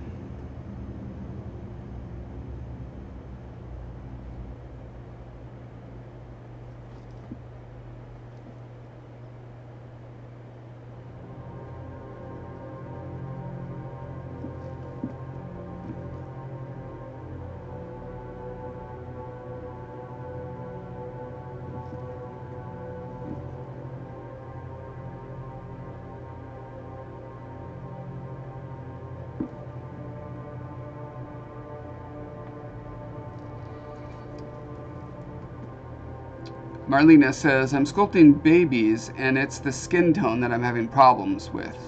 And you're using gray. Yeah, I would prime with white. A great resource for learning to paint small sculptures is the miniatures world. There's a lot of really great miniature painting tutorials out there. If you typed like war game flesh painting or something tutorial on YouTube, I guarantee you'll find some really great useful tips for what you're doing.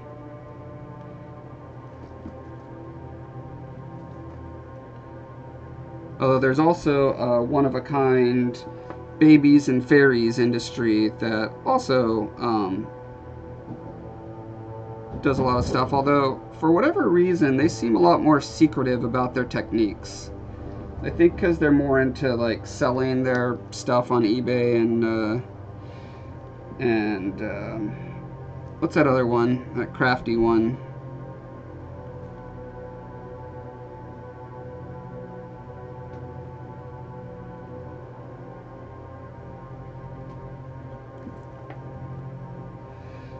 Dane says, Josh, what do you use to smooth Sculpey?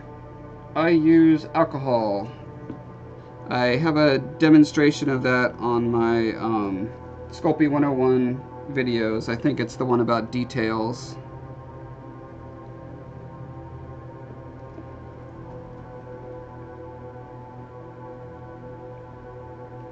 Marlena says, watching you work is like therapy, LOL.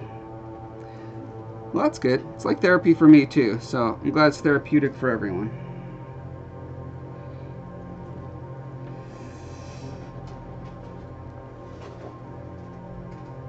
Sheridan, hello, welcome. Andy says Etsy. Bitgreen says Etsy. The answer is yes. That is the site I was thinking of, Etsy. That is where a lot of the one-of-a-kind doll makers sell their stuff now.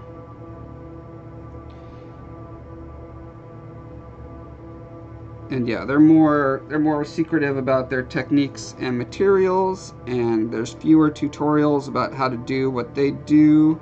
And I'm guessing it's just because they're more financially motivated to be the one person who can do the particular thing they're doing. They have their little niche, and they don't want other people suddenly on Etsy selling something that's almost just like what they're selling because they blabbed away all their secrets, you know.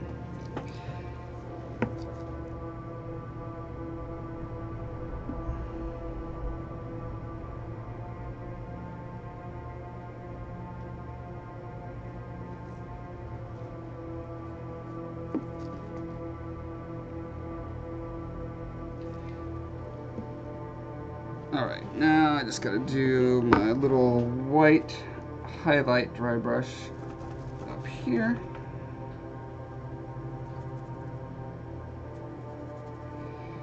Whenever you're doing white, you want to make sure you're using very little paint on your brush to start. It's very easy to accidentally blob on too much white, and then you get a really cartoony look.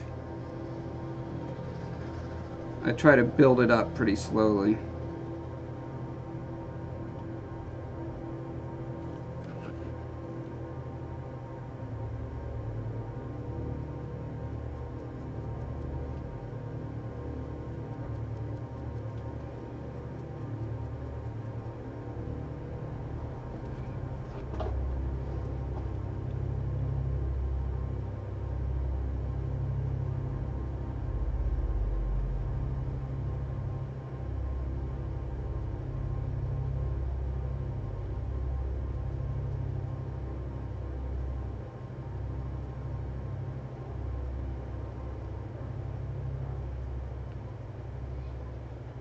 Another mistake people often make when doing dry brush with a very light color like white is they'll be very systematic and try to hit every single peak, and you don't want to do that. It's better to just pick out a few selected areas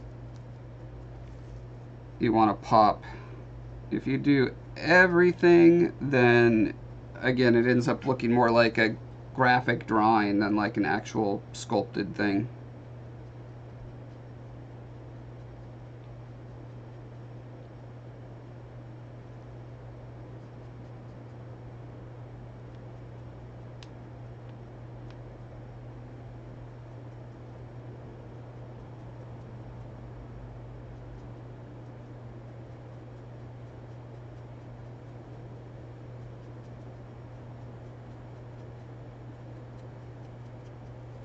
See how far, I mean, I haven't re-dipped this brush in the white, and I'm still using it because it's just enough to barely kiss the edges.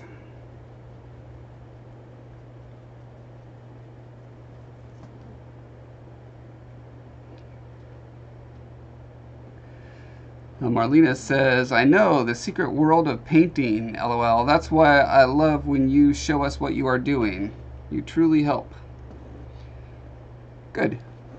Oh, and now I have my own spooky little spider descending on me. Let's see if I can get it on my mask. Oh, cute. It's a jumping spider. So cute. Can you guys see him? It's right here. Oh.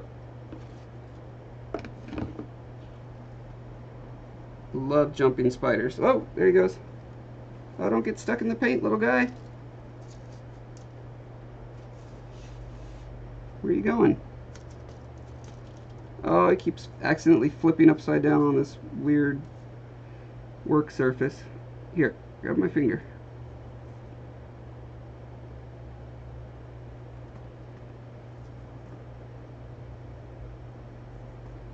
Alright, check him out. Let's see how close I can get with this camera.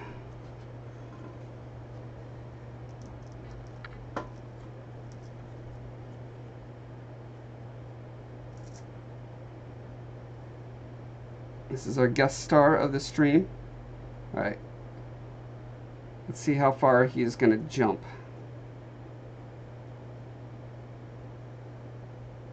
Mike!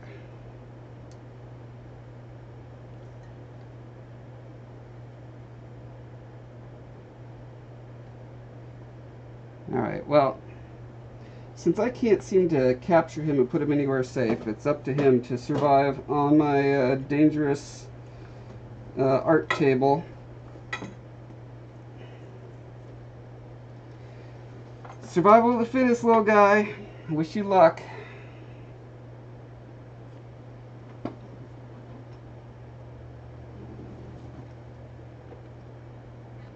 Dottie says, I use alcohol to smooth the clay as well, though I have seen a tutorial where the artist used mineral spirits, but I would be afraid it would ruin the clay. Yeah, so mineral spirits are a little more aggressive, I think. Like, they will, they can, like, melt your details away way faster than alcohol. I think that's why I tend to use alcohol. Ron Clark. Hey, Ron. Welcome back, sir.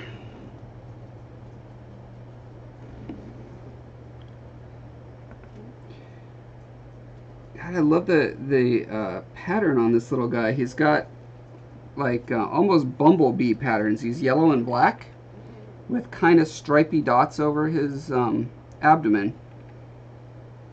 And he's really enjoying exploring the clear...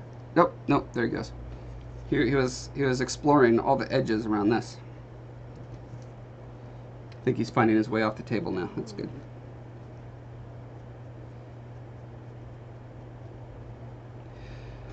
Alright, I think I'm very close to sticking a fork in this guy. That's exciting. No! Whew. I knew there was something else. Yeah, I still need to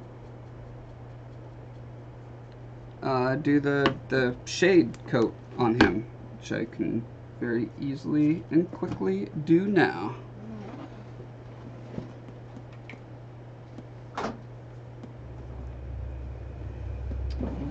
going to use this cheap stuff that I have, the Army Painter Quick Shade. I like this Citadel shade better, but it comes in just these little pots and is much more expensive per ounce than this stuff.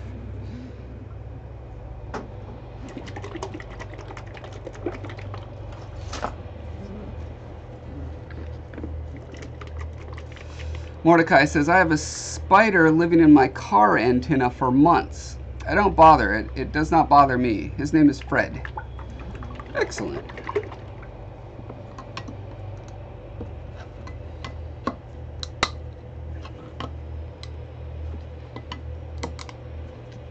I wonder if it's a coincidence. I've never seen a jumping spider in my garage, or not recently. I ended up killing 2 black widows that were living in my wood pile. And I wonder if their absence has left a little niche in the web of life in Breath of Life Art Studio that allows a jumping spider to thrive now.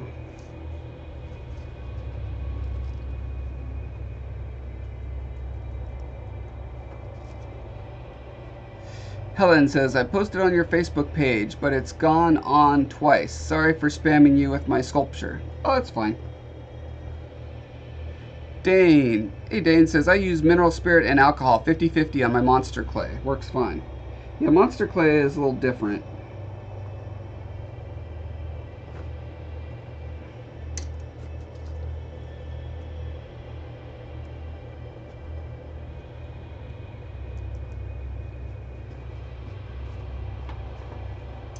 Okay, so the perennial rule, whenever you start a new paint technique on a piece, do it on a part that is not seen first.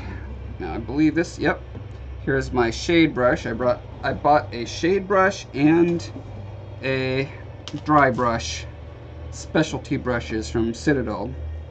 And again, does it make a difference? I haven't been able to tell.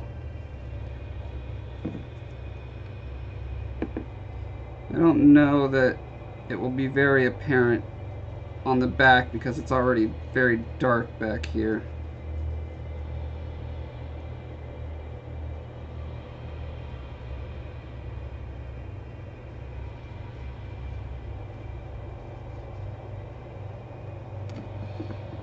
If you're not familiar, what a shade does is it pools up in the cracks and recesses, so that it's very thin on the highlights, so it just accentuates the dark areas. Which, yeah, it's already very dark back here, so I don't think it's going to have a significant impact.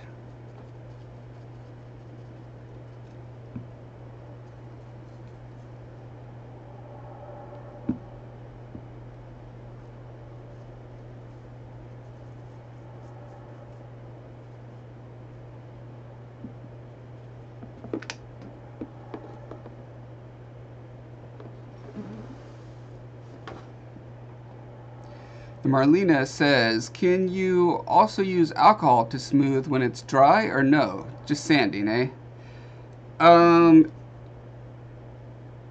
don't think I've ever tried it when it's baked. I think I have seen someone say that you can clean your Sculpey with alcohol after it's baked.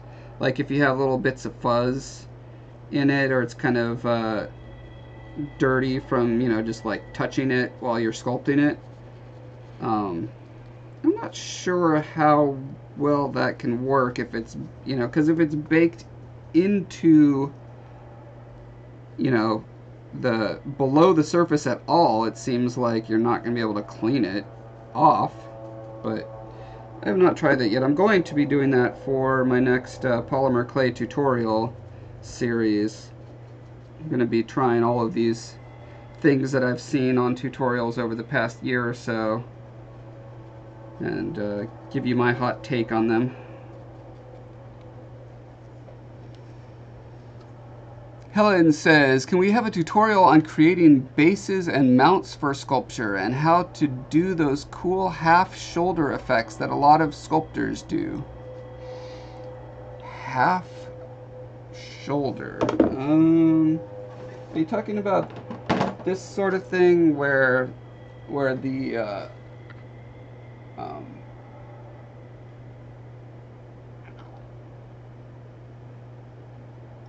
still getting used to how to make my focus actually focus.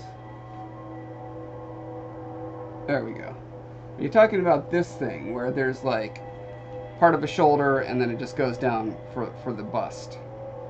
If so, that seems like a good thing to cover. I like that idea. Bases and some armatures and stuff like that.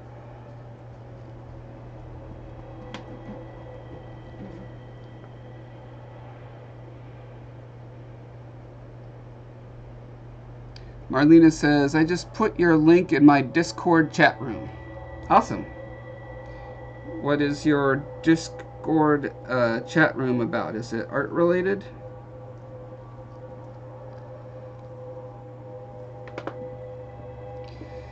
Helen says, the head I made is mounted on a weird incense burner I found in a charity shop, but it's not ideal. Yeah, I've used many mounts from charity shops.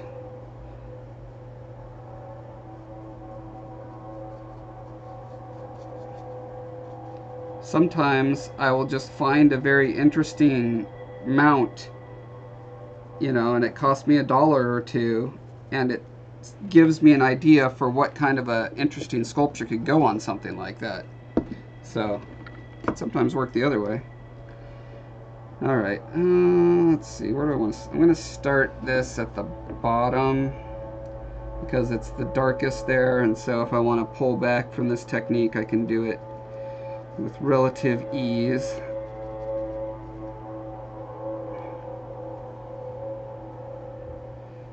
Oh, that's right, you don't want to do a lot of tapping and dabbing because that creates bubbles.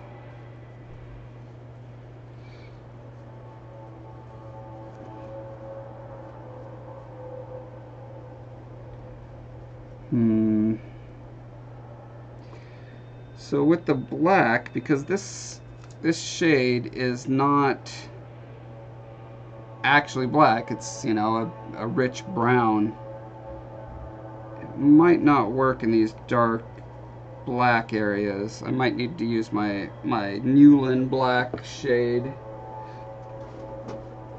from Citadel for that. Well, let me see how it works on the less dark areas.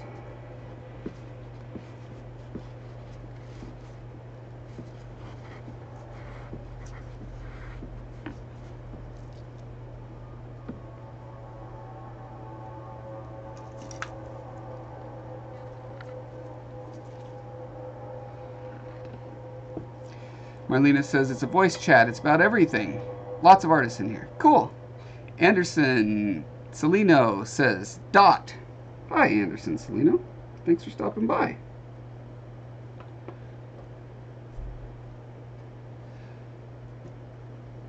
And Spiral of Truth, welcome.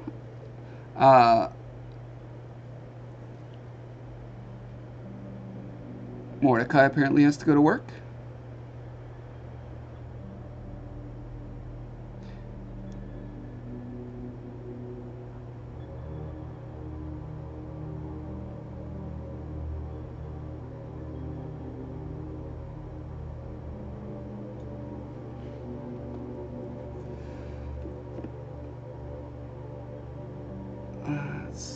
So, trying to think of the next best place to try this brown. If I end up not liking it, I can retract it.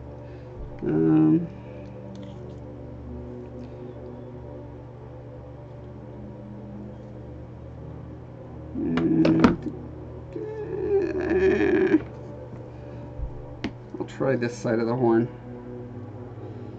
You know, worst case scenario, I can just repaint everything, so.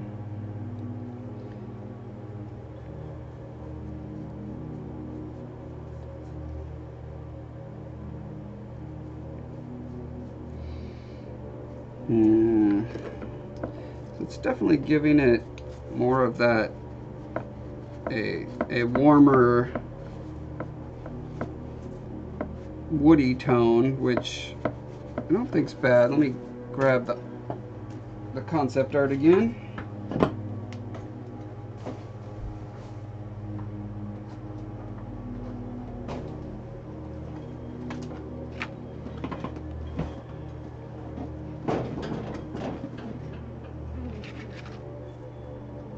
So it's a pretty warm piece, you know. It's got a lot of tans and ochres, so that's probably good that the brown is bringing that into it.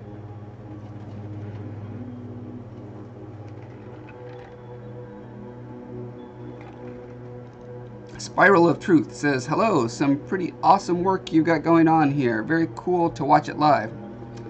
Thanks.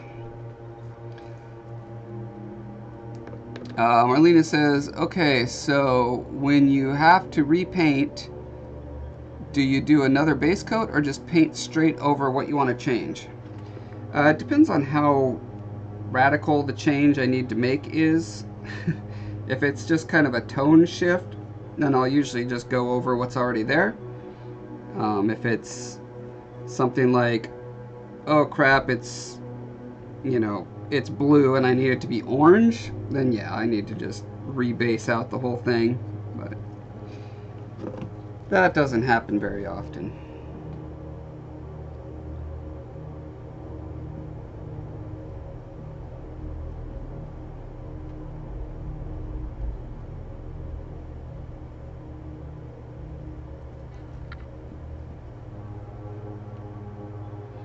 I feel like what I'm probably going to end up doing is coating the whole thing in this this brown, and then going back in and selectively punching up some of the lowlights with the black as needed.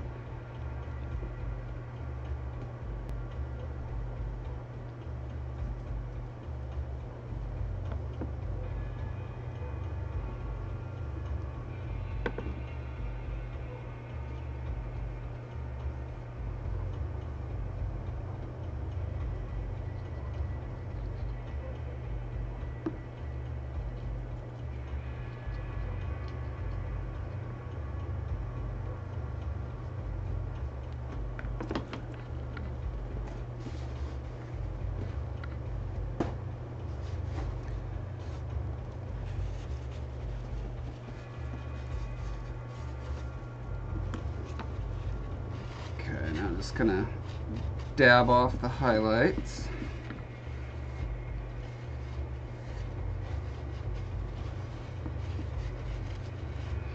And see, it sits really nicely in that kind of area where it just kind of blends between the highlights and the lowlights.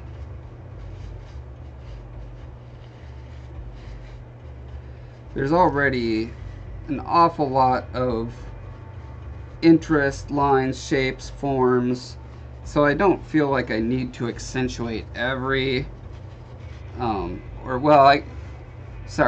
want to accentuate what is there. I don't necessarily want to add to it. So like these kind of shapes where it's a little darker is adding to it. So I'm kind of talking myself out of what I just said. That happens in art, and that's okay. Yeah, I think it's It's better if it only remains in the cracks.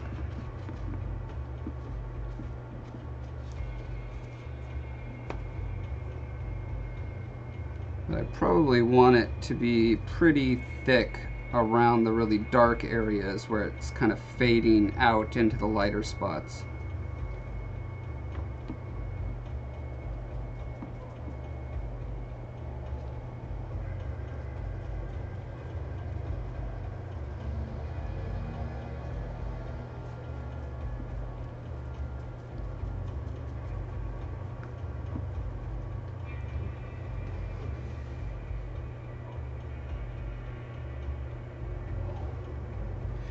Demi says, I like it with brown shade on. Makes it look a little dirty and old, which works for the skull.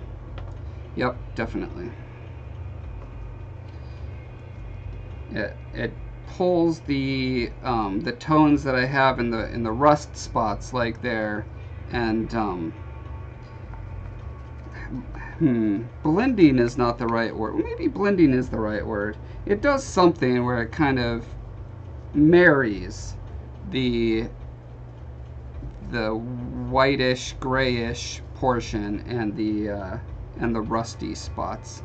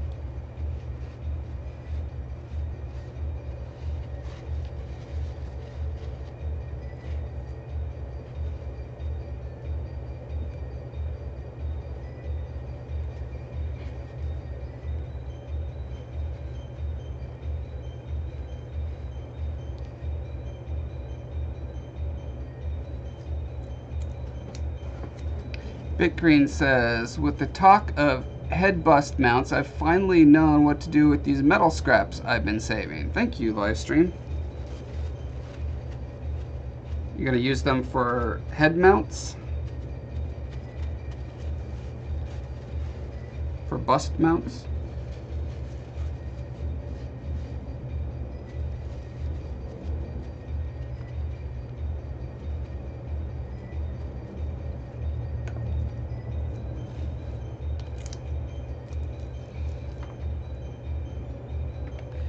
Man, this is so exciting. I'm almost done with this piece.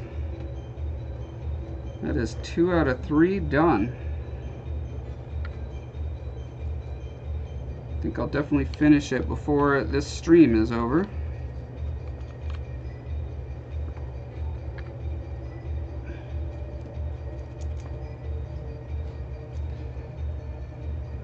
Sheridan says, did you get a new camera? Yep, the one you're seeing right now is the new one, and it gives me the ability to press the screen when I want it to focus, where I want it to focus, and I can use it to record 4K video for, oh, that reminds me, I should be recording this right now.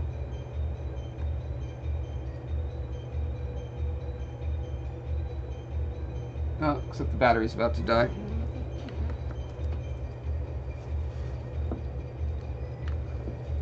Let me swap that out real quick, which will require a new glove. Okay, camera's gonna go dark for a sec. Don't worry, I'm not actually disappearing.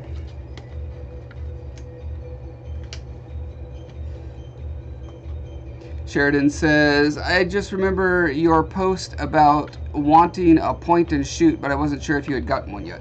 Yeah, I just got it yesterday, in fact.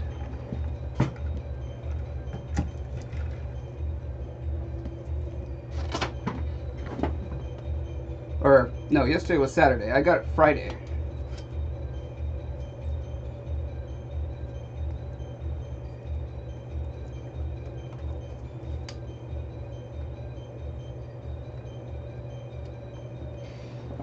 And then promptly spent all day yesterday trying to get it to actually work with the streaming software, which was quite a challenge.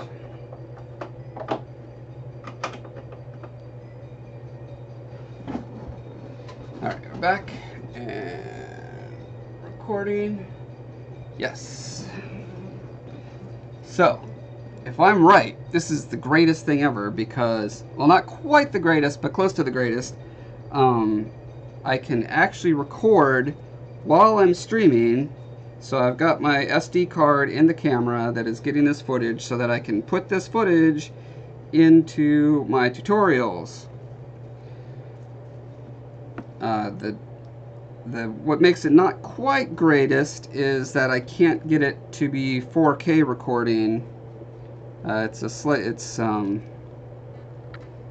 can't remember what the resolution is, but it's not even, is it 1080?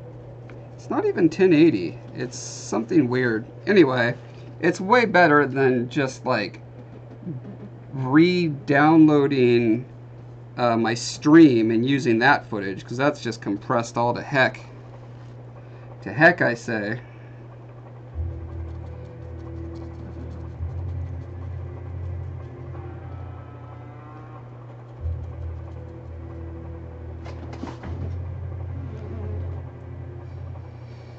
Dane says, how long did the freeform take to cure?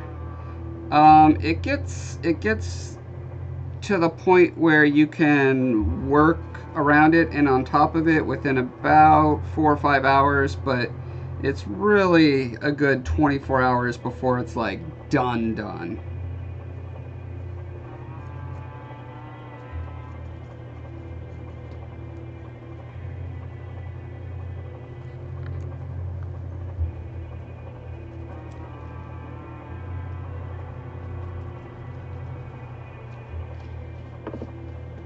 Demi says, when is the Demon Hunter gig? You mentioned it, but I forgot. I think they're going to freaking love it. It's November 3rd, so I'm hoping to get these done this week and get a video out on the 1st, you know, my usual first video. This will be a little bit different because it's not really a tutorial. It's more like, here's what I did with three different casts from the same mold, and I'll attach my card to this, so hopefully Ryan will check out that video and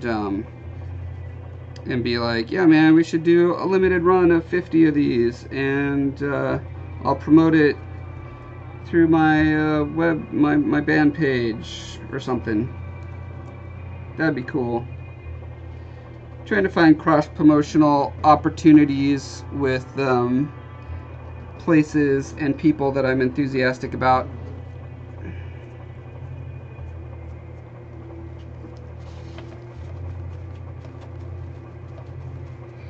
So if you guys just happen to know anyone that I should cross-promote with, let me know.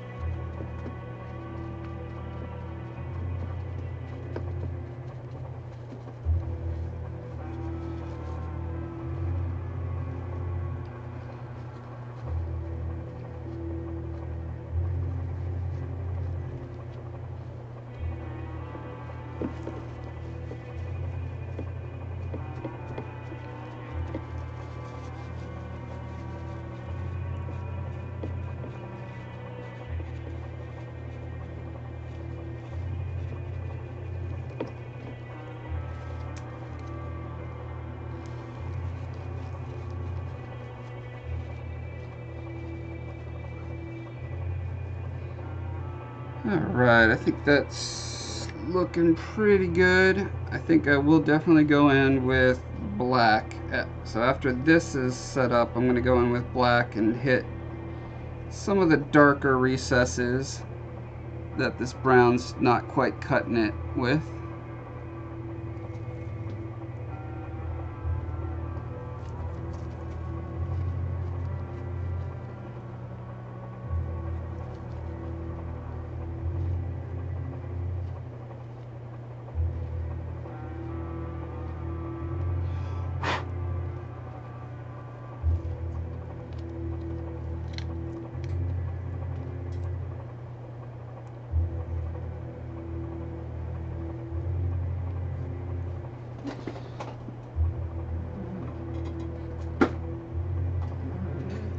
Alrighty. I think I need to clean these brushes before they set up and get bad. And then I'm going to come back and start working on the final, well, get back to work on this bad boy.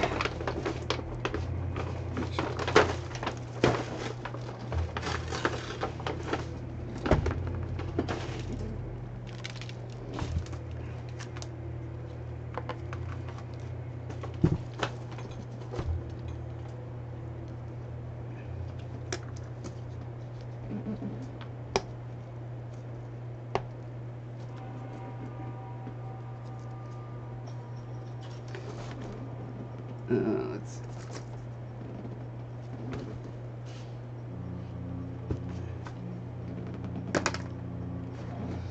Alright, so this is going to be your intermission for a bit. I'll be right back.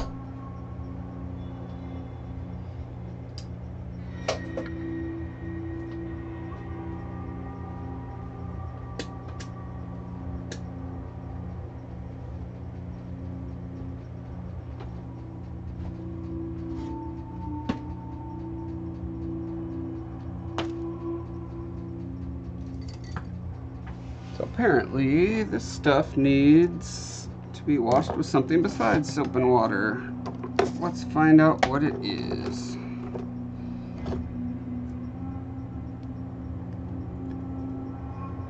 Yeah, I guess this is essentially a varnish.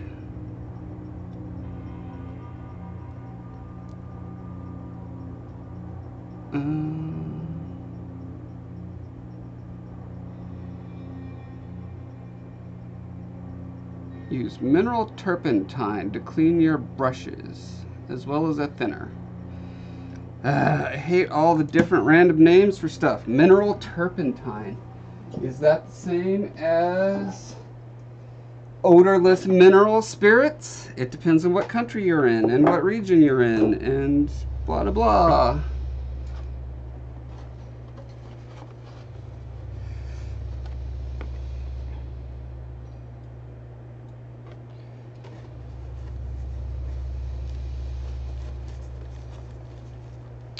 Helen says, when you talk about the intricacies or filming and streaming, I feel like Charlie Brown listening to his teacher. Wah, wah, wah, wah, wah, wah, wah. The right goes over my head.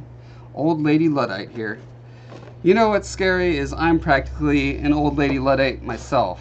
Like, all of this audio-visual computer stuff is a nightmare to me. Like, I hate it. I hate it with a passion. Like, it just really... It's just testament to the fact of how great you guys are that I'm willing to subject myself to the kind of torture required to stream. I swear, it is the worst. Marlena says, I use my own makeup for some of my sculptures. It works quite well, like the cool eyeshadow colors and blushes. Yeah, that totally works. A lot of this, the same like basic stuff that goes into makeup is also in pastels. Like, a lot of people grind up pastels and use those for coloring. I'm going to be getting into a lot of those techniques in my next series. Okay.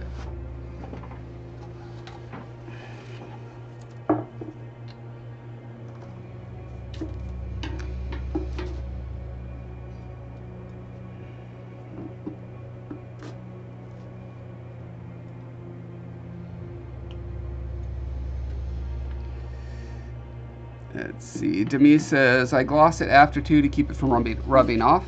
Yep. That's such a cool effect, like looking down into a chasm. Going to make a cuppa. Anyone want one? Oh yeah, I'd like a cuppa. It's getting late where Demi lives. Sugar, milk. You know, I'm going to tell you guys what I have every morning in my cuppa. So I have a giant mug. It's practically a stein. It's like that big. And I hate coffee, but for some reason, the workout routine I do, whatever, they're like, hey, you should drink coffee in the morning, because I don't eat breakfast. So I have coffee with about half a cup of half and half a cup of cashew milk, and then some stevia in the raw, and then some, what is it called? It's like Johnny Moo milk flavoring drops, cookies and cream flavored. Like, if you like coffee, that is probably the worst thing you've ever heard of. But since I hate coffee, it's great. It practically makes the coffee taste like chocolate milk.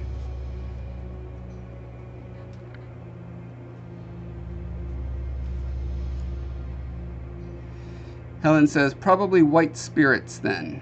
Yeah, see, that's another thing this stuff is randomly called. White spirits in some place. And I don't know if that's different than mineral spirits. I looked it up once, and I came away more confused than when I went in. Which is pretty hard, because I get pretty confused sometimes.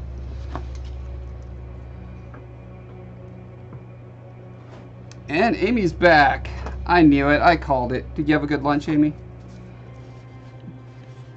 Dane says, what did you use to attach the LED strip epoxy sculpt? So initially I used epoxy. Oh shoot, has this been recording the whole time? Did it auto stop? Huh. What's the auto stop? That's unfortunate. I'll have to figure out why I did that. Yeah, I used epoxy originally and then covered up, you know, just to get them all placed, and then covered that up with epoxy sculpt. I actually used a mix of freeform sculpt and freeform air. This stuff I really don't like, freeform sculpt. It's a lot like Abe's epoxy sculpt, but it's sticky as a mother. And you know how sticky mothers get. And like it essentially makes a thick glue. It's almost like working with caulking, you know? It's almost unworkable. Anyway, so I'm trying to get rid of it, and since this is a lot of area to cover, and I don't have to worry what it looks like much at all, because the only time you can see it is if you're like looking through the little holes in the sculpture, then I don't mind it looking bad, as long as it just covers up all the technical details of the light strip.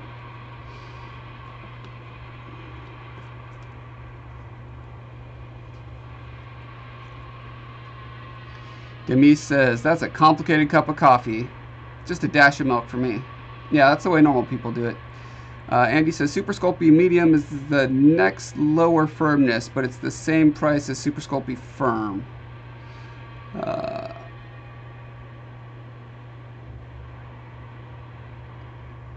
Someone's talking about air dry clay. Don't know what that's referring to. Amy says, mothers are very sticky, obviously. Indeed.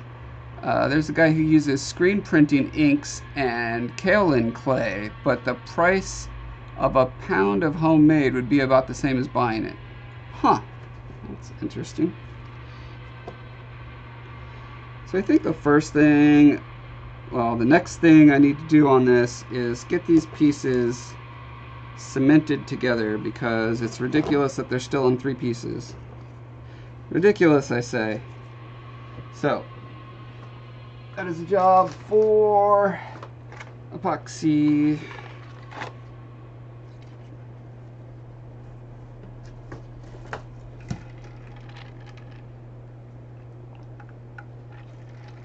Amy had Vietnamese pho noodle soup. Is there any other kind of pho noodle soup? Do they make it in places other than Vietnam?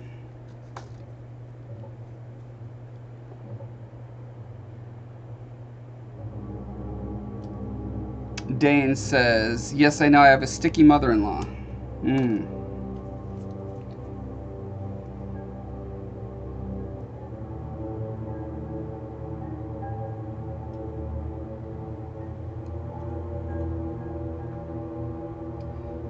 So I think what's going to be a little bit tricky about what I'm trying to accomplish here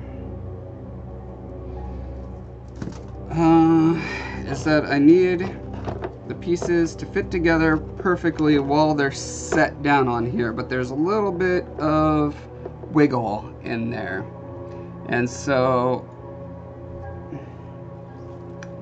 I can't like flip it over and just glue the pieces and let it sit there until it dries, but I am going to need to glue in these seams while it's this way. So if I glue the seams, let it mostly set, then flip it over, I'm hoping that will do what it needs it to do.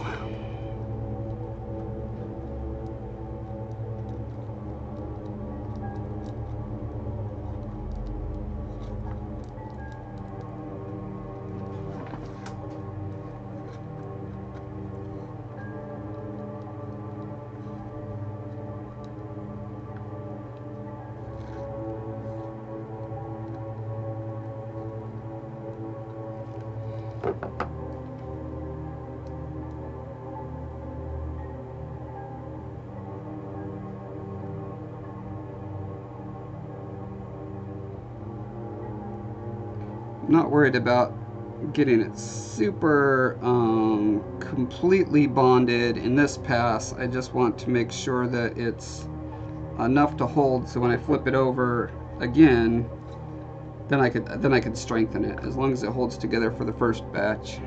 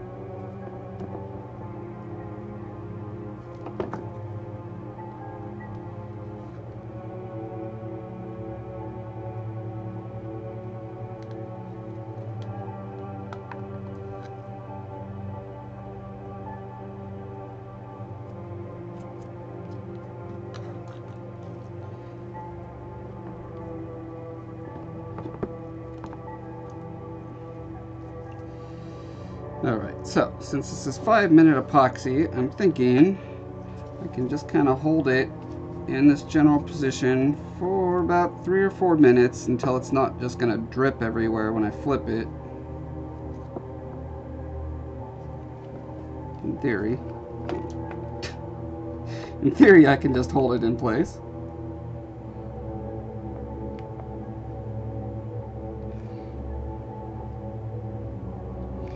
Dane says, did you pressure cast the head or just pour it in? It's just poured. You can see lots of bubbles in there if you look. For a piece like this where it's all kind of decayed and, you know, organic anyway, it's really not a big deal.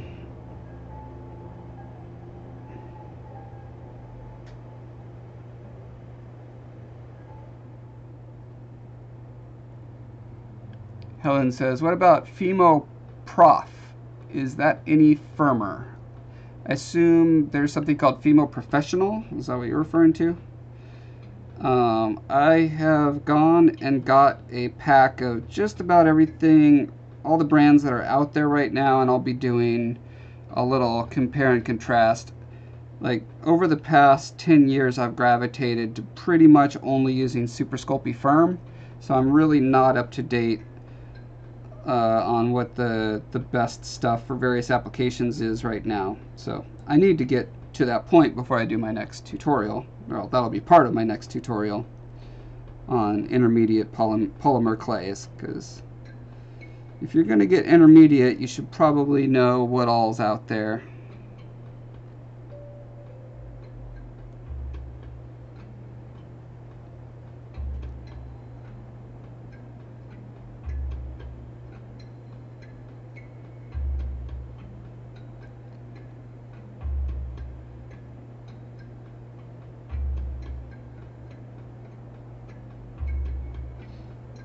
I had this other really random idea last night at like 3:30 or 4 in the morning while I was trying to go to sleep, which is the usual time for all the ideas to come, right? Where I was thinking, because I don't consider myself like a super good sculptor, I'm not a master of anatomy, right? Not enough to actually teach it. But I had this idea of a series that's not a tutorial per se, but it's like a let's learn together series, where I would just go through the learning process myself of being like, okay, let's just look at an arm or a hand or a neck or, you know, like any particular part and just break it down, look at all the bones, look at all the muscles, and I'll do my best attempt at like making a good version of it. But I feel like if it's presented in that context of learning together as opposed to I'm a teacher and I'm giving you valuable information, I feel like that could still be something that people would dig. Let me know what you guys think. Marlena says, great idea. Sheridan says, can I ask you an art question, Josh? No! No, absolutely not! Why would you even ask that? You can only ask me personal questions about my hygiene. No, of course you can ask me an art question.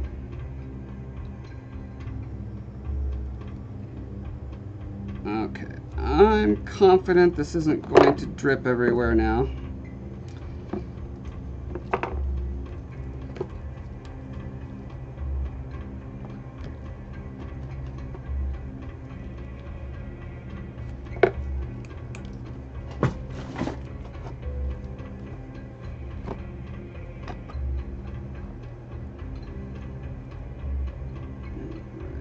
Make sure it sits properly in every dimension.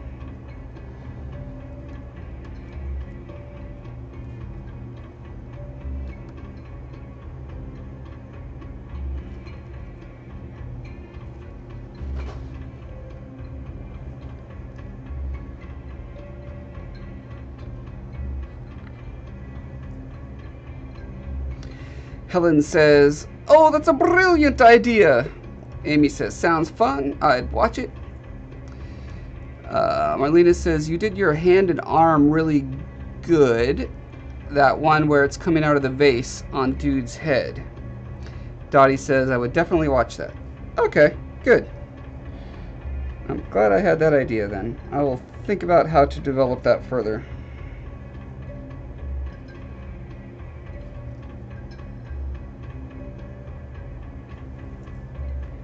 One of the unfortunate things I'm seeing, it's not really coming across in the video feed very well. You can kind of see it, like here especially. You see how there's like green and red? Like I wanted it to just be kind of a sickly greenish yellow overall. But there are some places where the light diffused, I think because some of the epoxy that I put over the lens, it's like doing a prism effect where it's breaking up, because these LEDs work by shining different amounts of RGB, and so to achieve yellow, there is no yellow, it's a mixture of amounts of RGB. So if some part of the LED of the R or the G or the B channel are being obscured or bent in some way, I think it's refracting it and getting me Christmas colors, which is not what I want. This is not supposed to be a very cheery, a very merry Demon Hunter Christmas special, which is kind of what it's making me feel right now. So I was thinking, you know, I've got this webbing that I made by spraying hot glue onto a thing, and I was wondering maybe that would help kind of refuse those colors because they have to refract through more material. I might try some cotton, I might try some packing foam, etc., etc.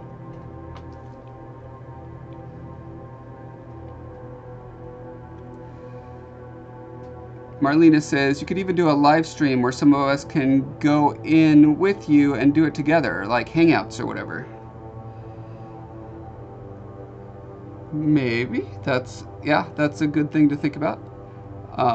Do you comply? Hi, do you comply? Says, hi, Josh. Love from Liverpool, UK. Welcome. Welcome, welcome. Bitgreen says, I'm really interested in the anatomy learn-along. Learn along, I like that. I may steal that. Demi says, kind of rainbow colored. Yep, exactly what I want to avoid. Helen says, we could have a SAL, sculpt along, like they do in the knitting and crochet community. Okay, I did not know that was a thing. I mean, I know there's a knitting and crochet community. I did not know there were knit-alongs. Although, you know, now that I think about it, obviously there would be. Why would there not be?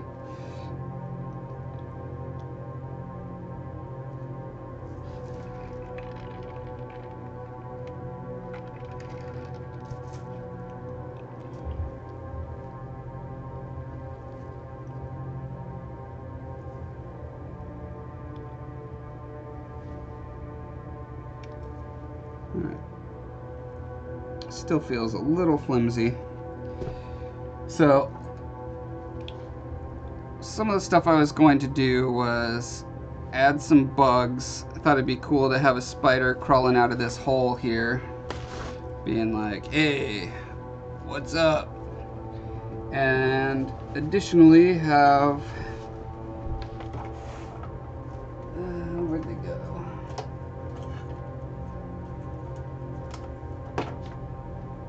So many bugs. Have some centipede dudes that are like crawling out of the hole in the head.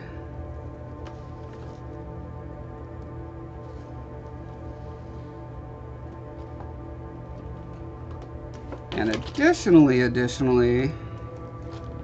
can probably use these guys down underneath.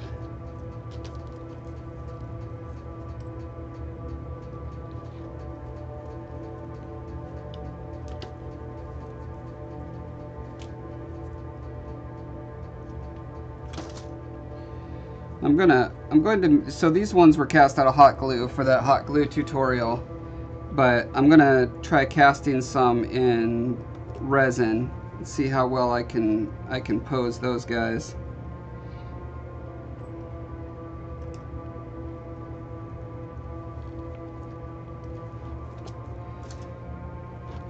If I've got all these little centipedes living down underneath, ah darn, the epoxy is not quite set up all the way yet.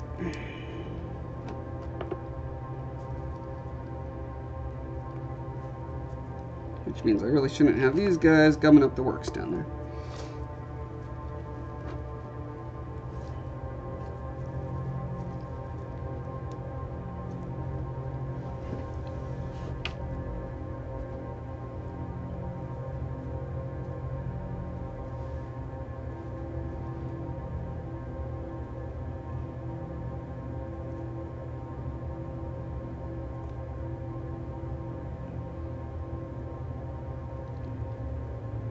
Amy is saying, do you think it would be possible to change the colors now by painting on the lights? I did think about that. I have, you know, translucent colors. That might work for that. You know, the other option is to just block off the lights that are being too colorful, because it's only a handful of them that are starting to get red and green. Let me try, I have some packing material. Where is it?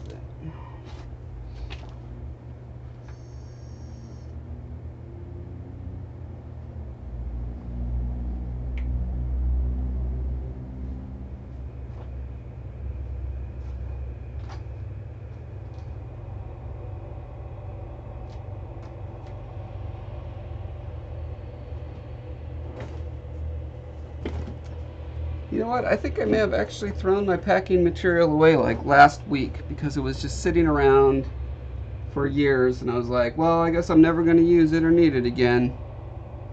And that's always when you end up needing it to use it again, is right after you throw it away. Alright, I guess I just need to do another coat of epoxy.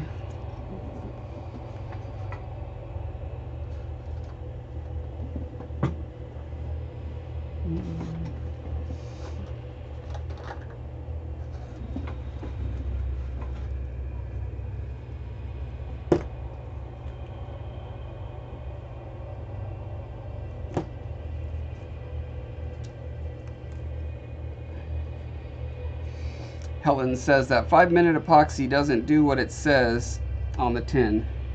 Indeed.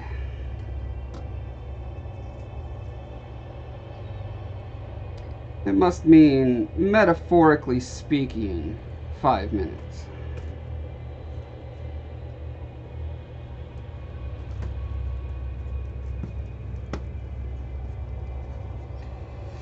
Helen says, is that a UK reference, or do you have that advertising logo in the US? I'm not sure what you're referring to.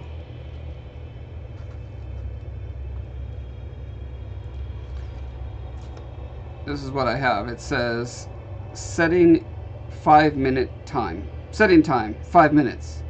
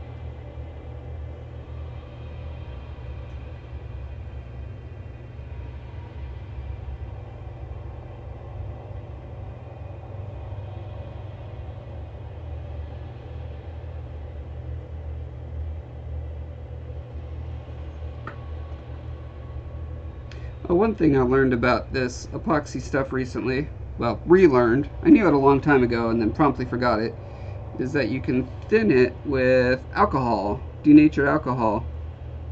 So in this case here, I'm applying it over some areas where it's blobbing out the detail, but that's fine because I'm just going to go in with my alcohol and rub it off.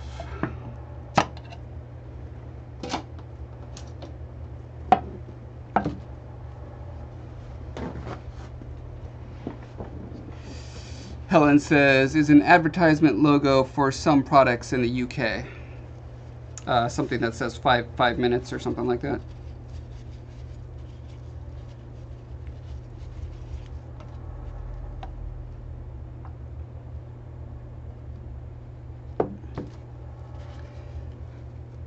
So now I can just wash off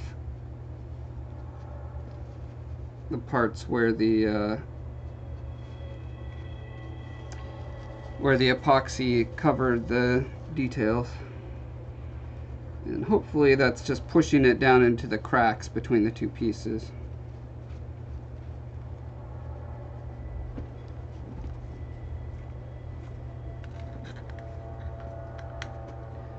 But most of the places around here, it's probably not a big deal for it to be blobby.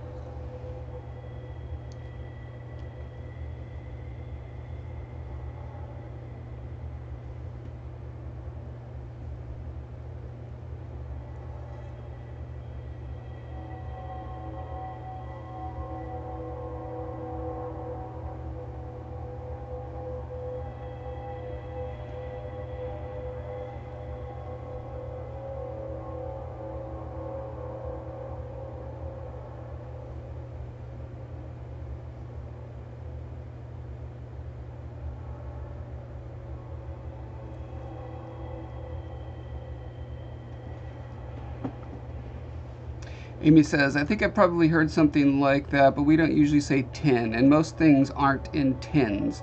But I believe I've seen something to that extent before. Yes, in the UK, they say everything's in a tin. They have their what do they call it? Biscuits in a tin. Because biscuits are cookies, and cookies are... wait, are cookies biscuits? Can't remember. There's some funny switcheroo that America versus UK has.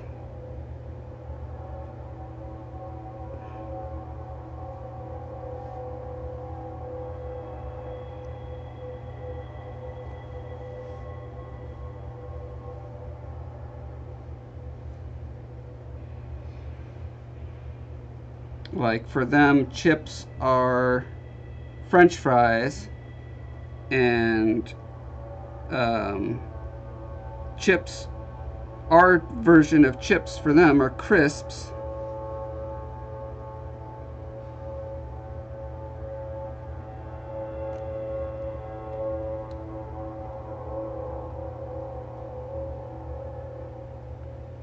You'd think that England has a long and storied past with France or something to not want to just call crisps French fries like normal civilized people do.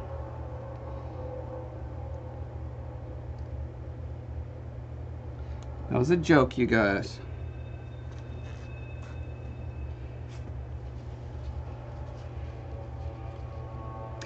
Helen says, lol, cultural references are as wide as the ocean between us.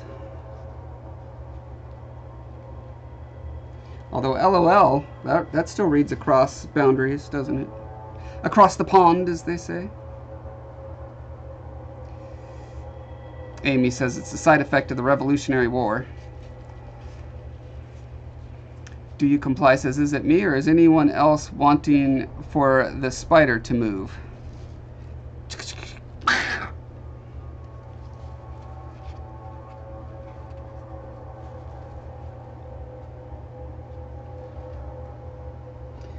Alrighty, Epoxy. You can do this.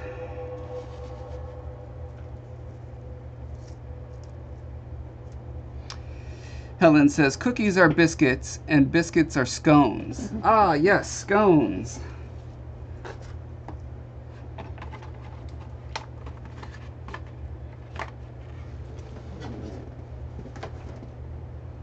Which is funny because we also have scones in the US, but they're a very specific subgenre of biscuit, I think.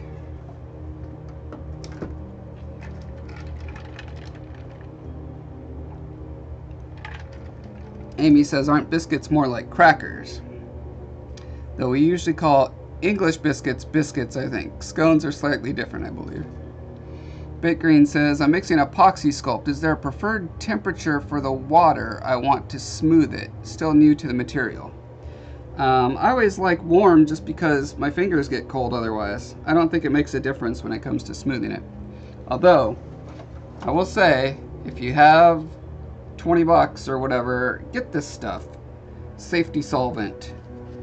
Smooths everything like butter. It's so much better than water. It's probably only 20% better than water. To me, that's so much better than water. Helen says, no, although cookies are coming to mean biscuits that are softer in the middle. Oh my. Dottie says, Helen, do you have what we call English muffins? That's a good question. I mean, we have French fries, which have absolutely nothing to do with France. So, why not have English muffins that have nothing to do with England?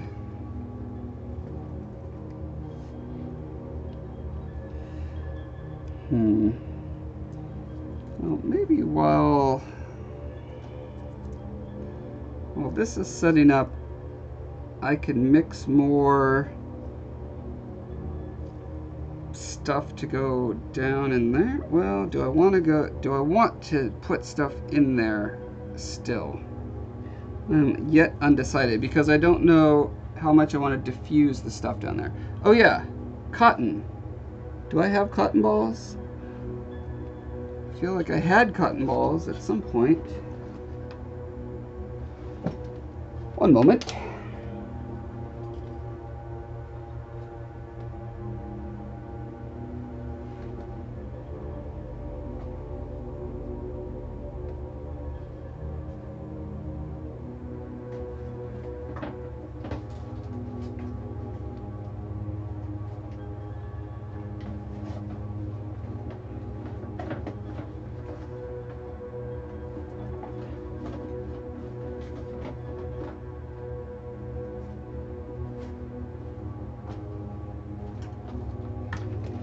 Cotton balls.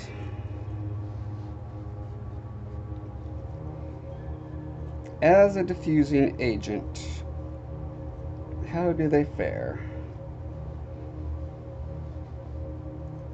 And more importantly, can I make them look cool when you look through the little holes down in there? Which reminds me of the other thing I was going to try. Oh, let me get the hot glue gun out. I was thinking I could do little egg balls on top of all the lights.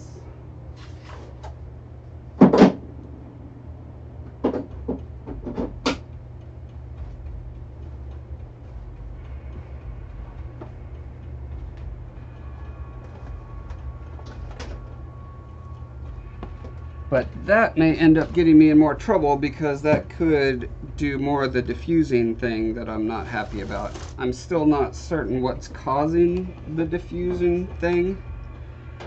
I think my theory that it is the epoxy that got over some of it is my best theory so far. But that doesn't mean it is correct.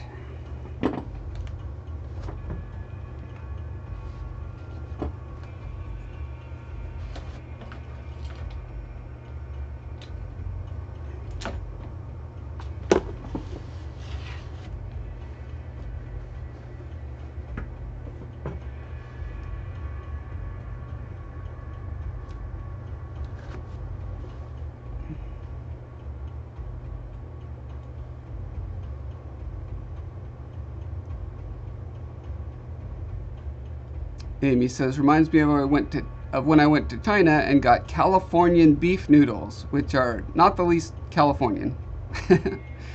Diane says, muffins are extra large cupcakes. Okay. Yes, without the frosting. At least over here they are. I mean, I guess sometimes they could be really sweet and have frosting. Huh. Helen says, oh yeah, they're called muffins, surprisingly enough. What would you call muffins?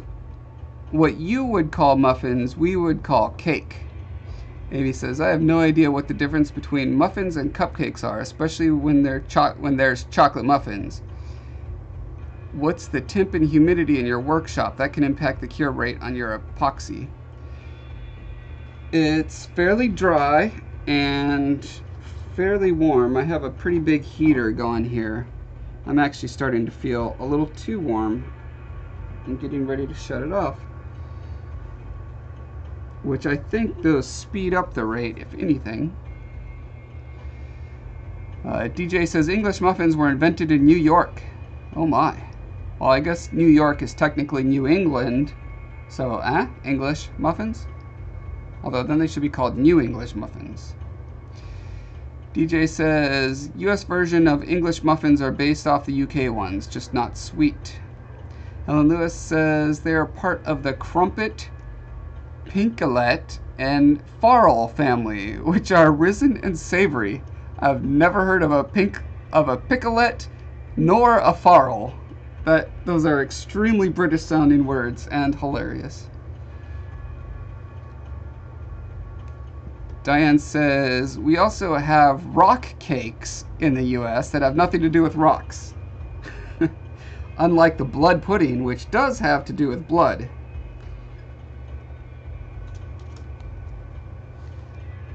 Okay, are we good? Are we safe? Morally ambiguous says, that's what it dries fast. It's dry and warm equals faster cure. Yep, that's what I thought, but this guy is not super fast.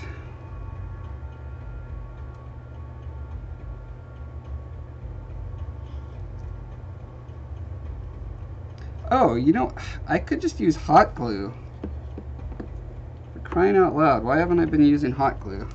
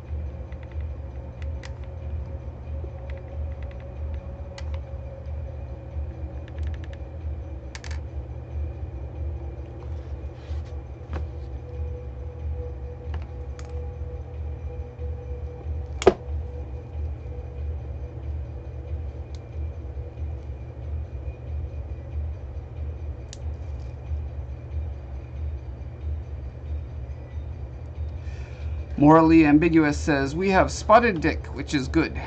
So I've heard. That's raisins in it, right?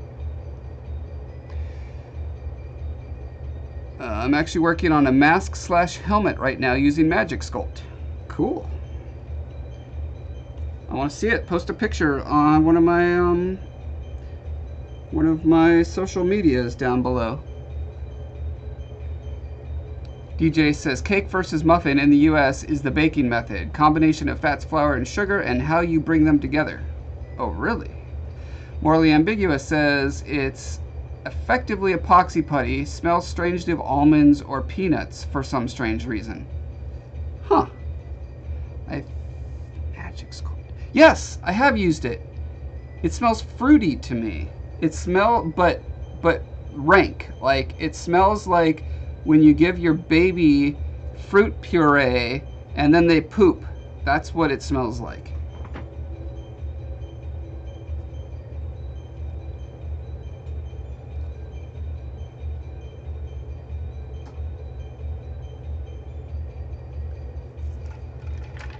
Alrighty. Let's see how my theory holds up. I'm going to, I think this guy's safe to move now.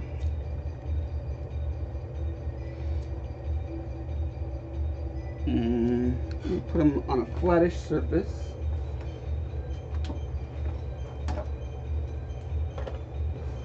Okay.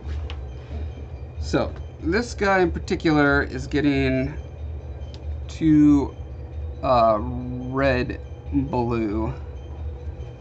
See if I can get you guys a little closer to see what I'm talking about.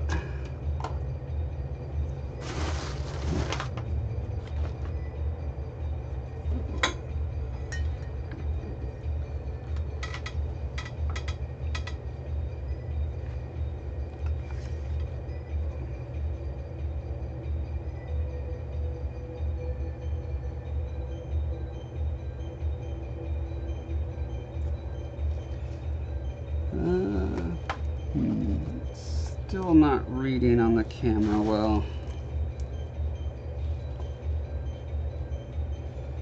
But I do see that I have some of the epoxy putty over part of it. And I wonder if that can be, well, I remember putting the epoxy putty because it was splitting some of the red, and I was like, well, if I cover that red, it'll at least be just green instead of red and green.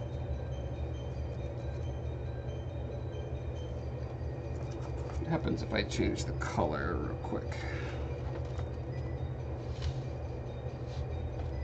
So if I change it to a pure color, like just green, then it's pure and perfect. Too bad this isn't a YRGB. Oh, I gotta turn this heater off. I'm starting to melt.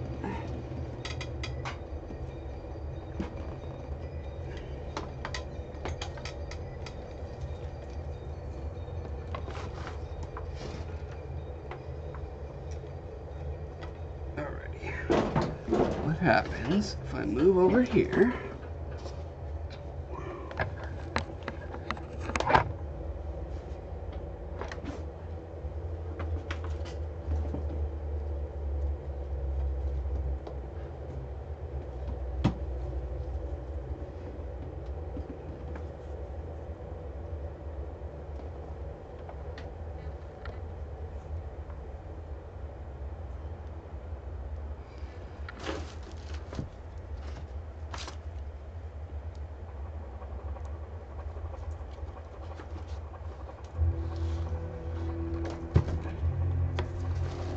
I wonder if, so the yellow look that I want is coming from mixing a little bit of red, green, and blue, if I understand it correctly. I'm not sure exactly the proportions. Like if I go to orange instead of yellow, I get a few that are like just green, and so I know that's got to be because some of the blue is missing out of there.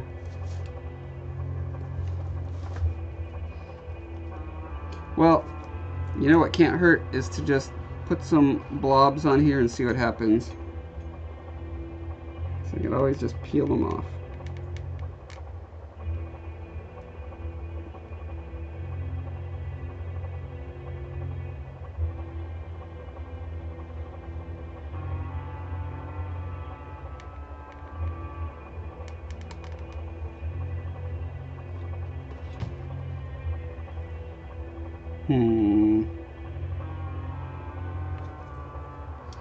This might not be such a good live streaming thing since I'm trying to figure out colors and the camera's not picking up the subtleties that I'm trying to fix. Amy says that's the kind of smell only a parent can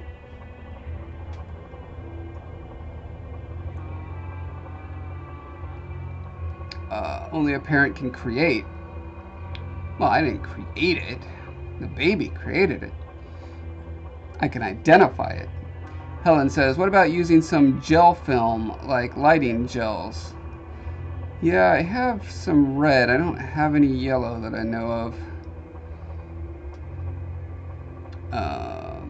It would diffuse and create a new color. Or even cellophane. Mordecai is back from a walk. Beat his 5K record by 2 minutes. So excited. Well, congratulations. DJ says, fun fact, cupcakes get their name from using teacups to measure and bake the cakes in 19th century home kitchens. Ah, makes sense. Ambiguous says, is that V-snares? I don't know what you're referring to. Dottie says, I have to go now. It was nice chatting with all of you. Goodbye, Dottie. See you on Wednesday.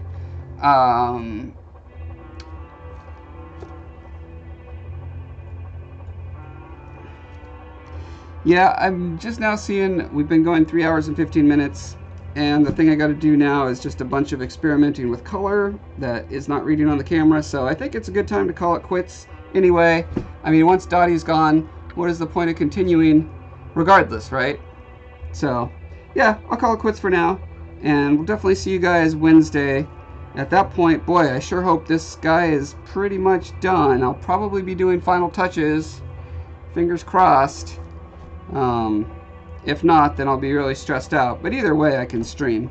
So, alright. I'll stick around, answer any final questions you guys got, as usual. And I'll see you guys next time. Bye.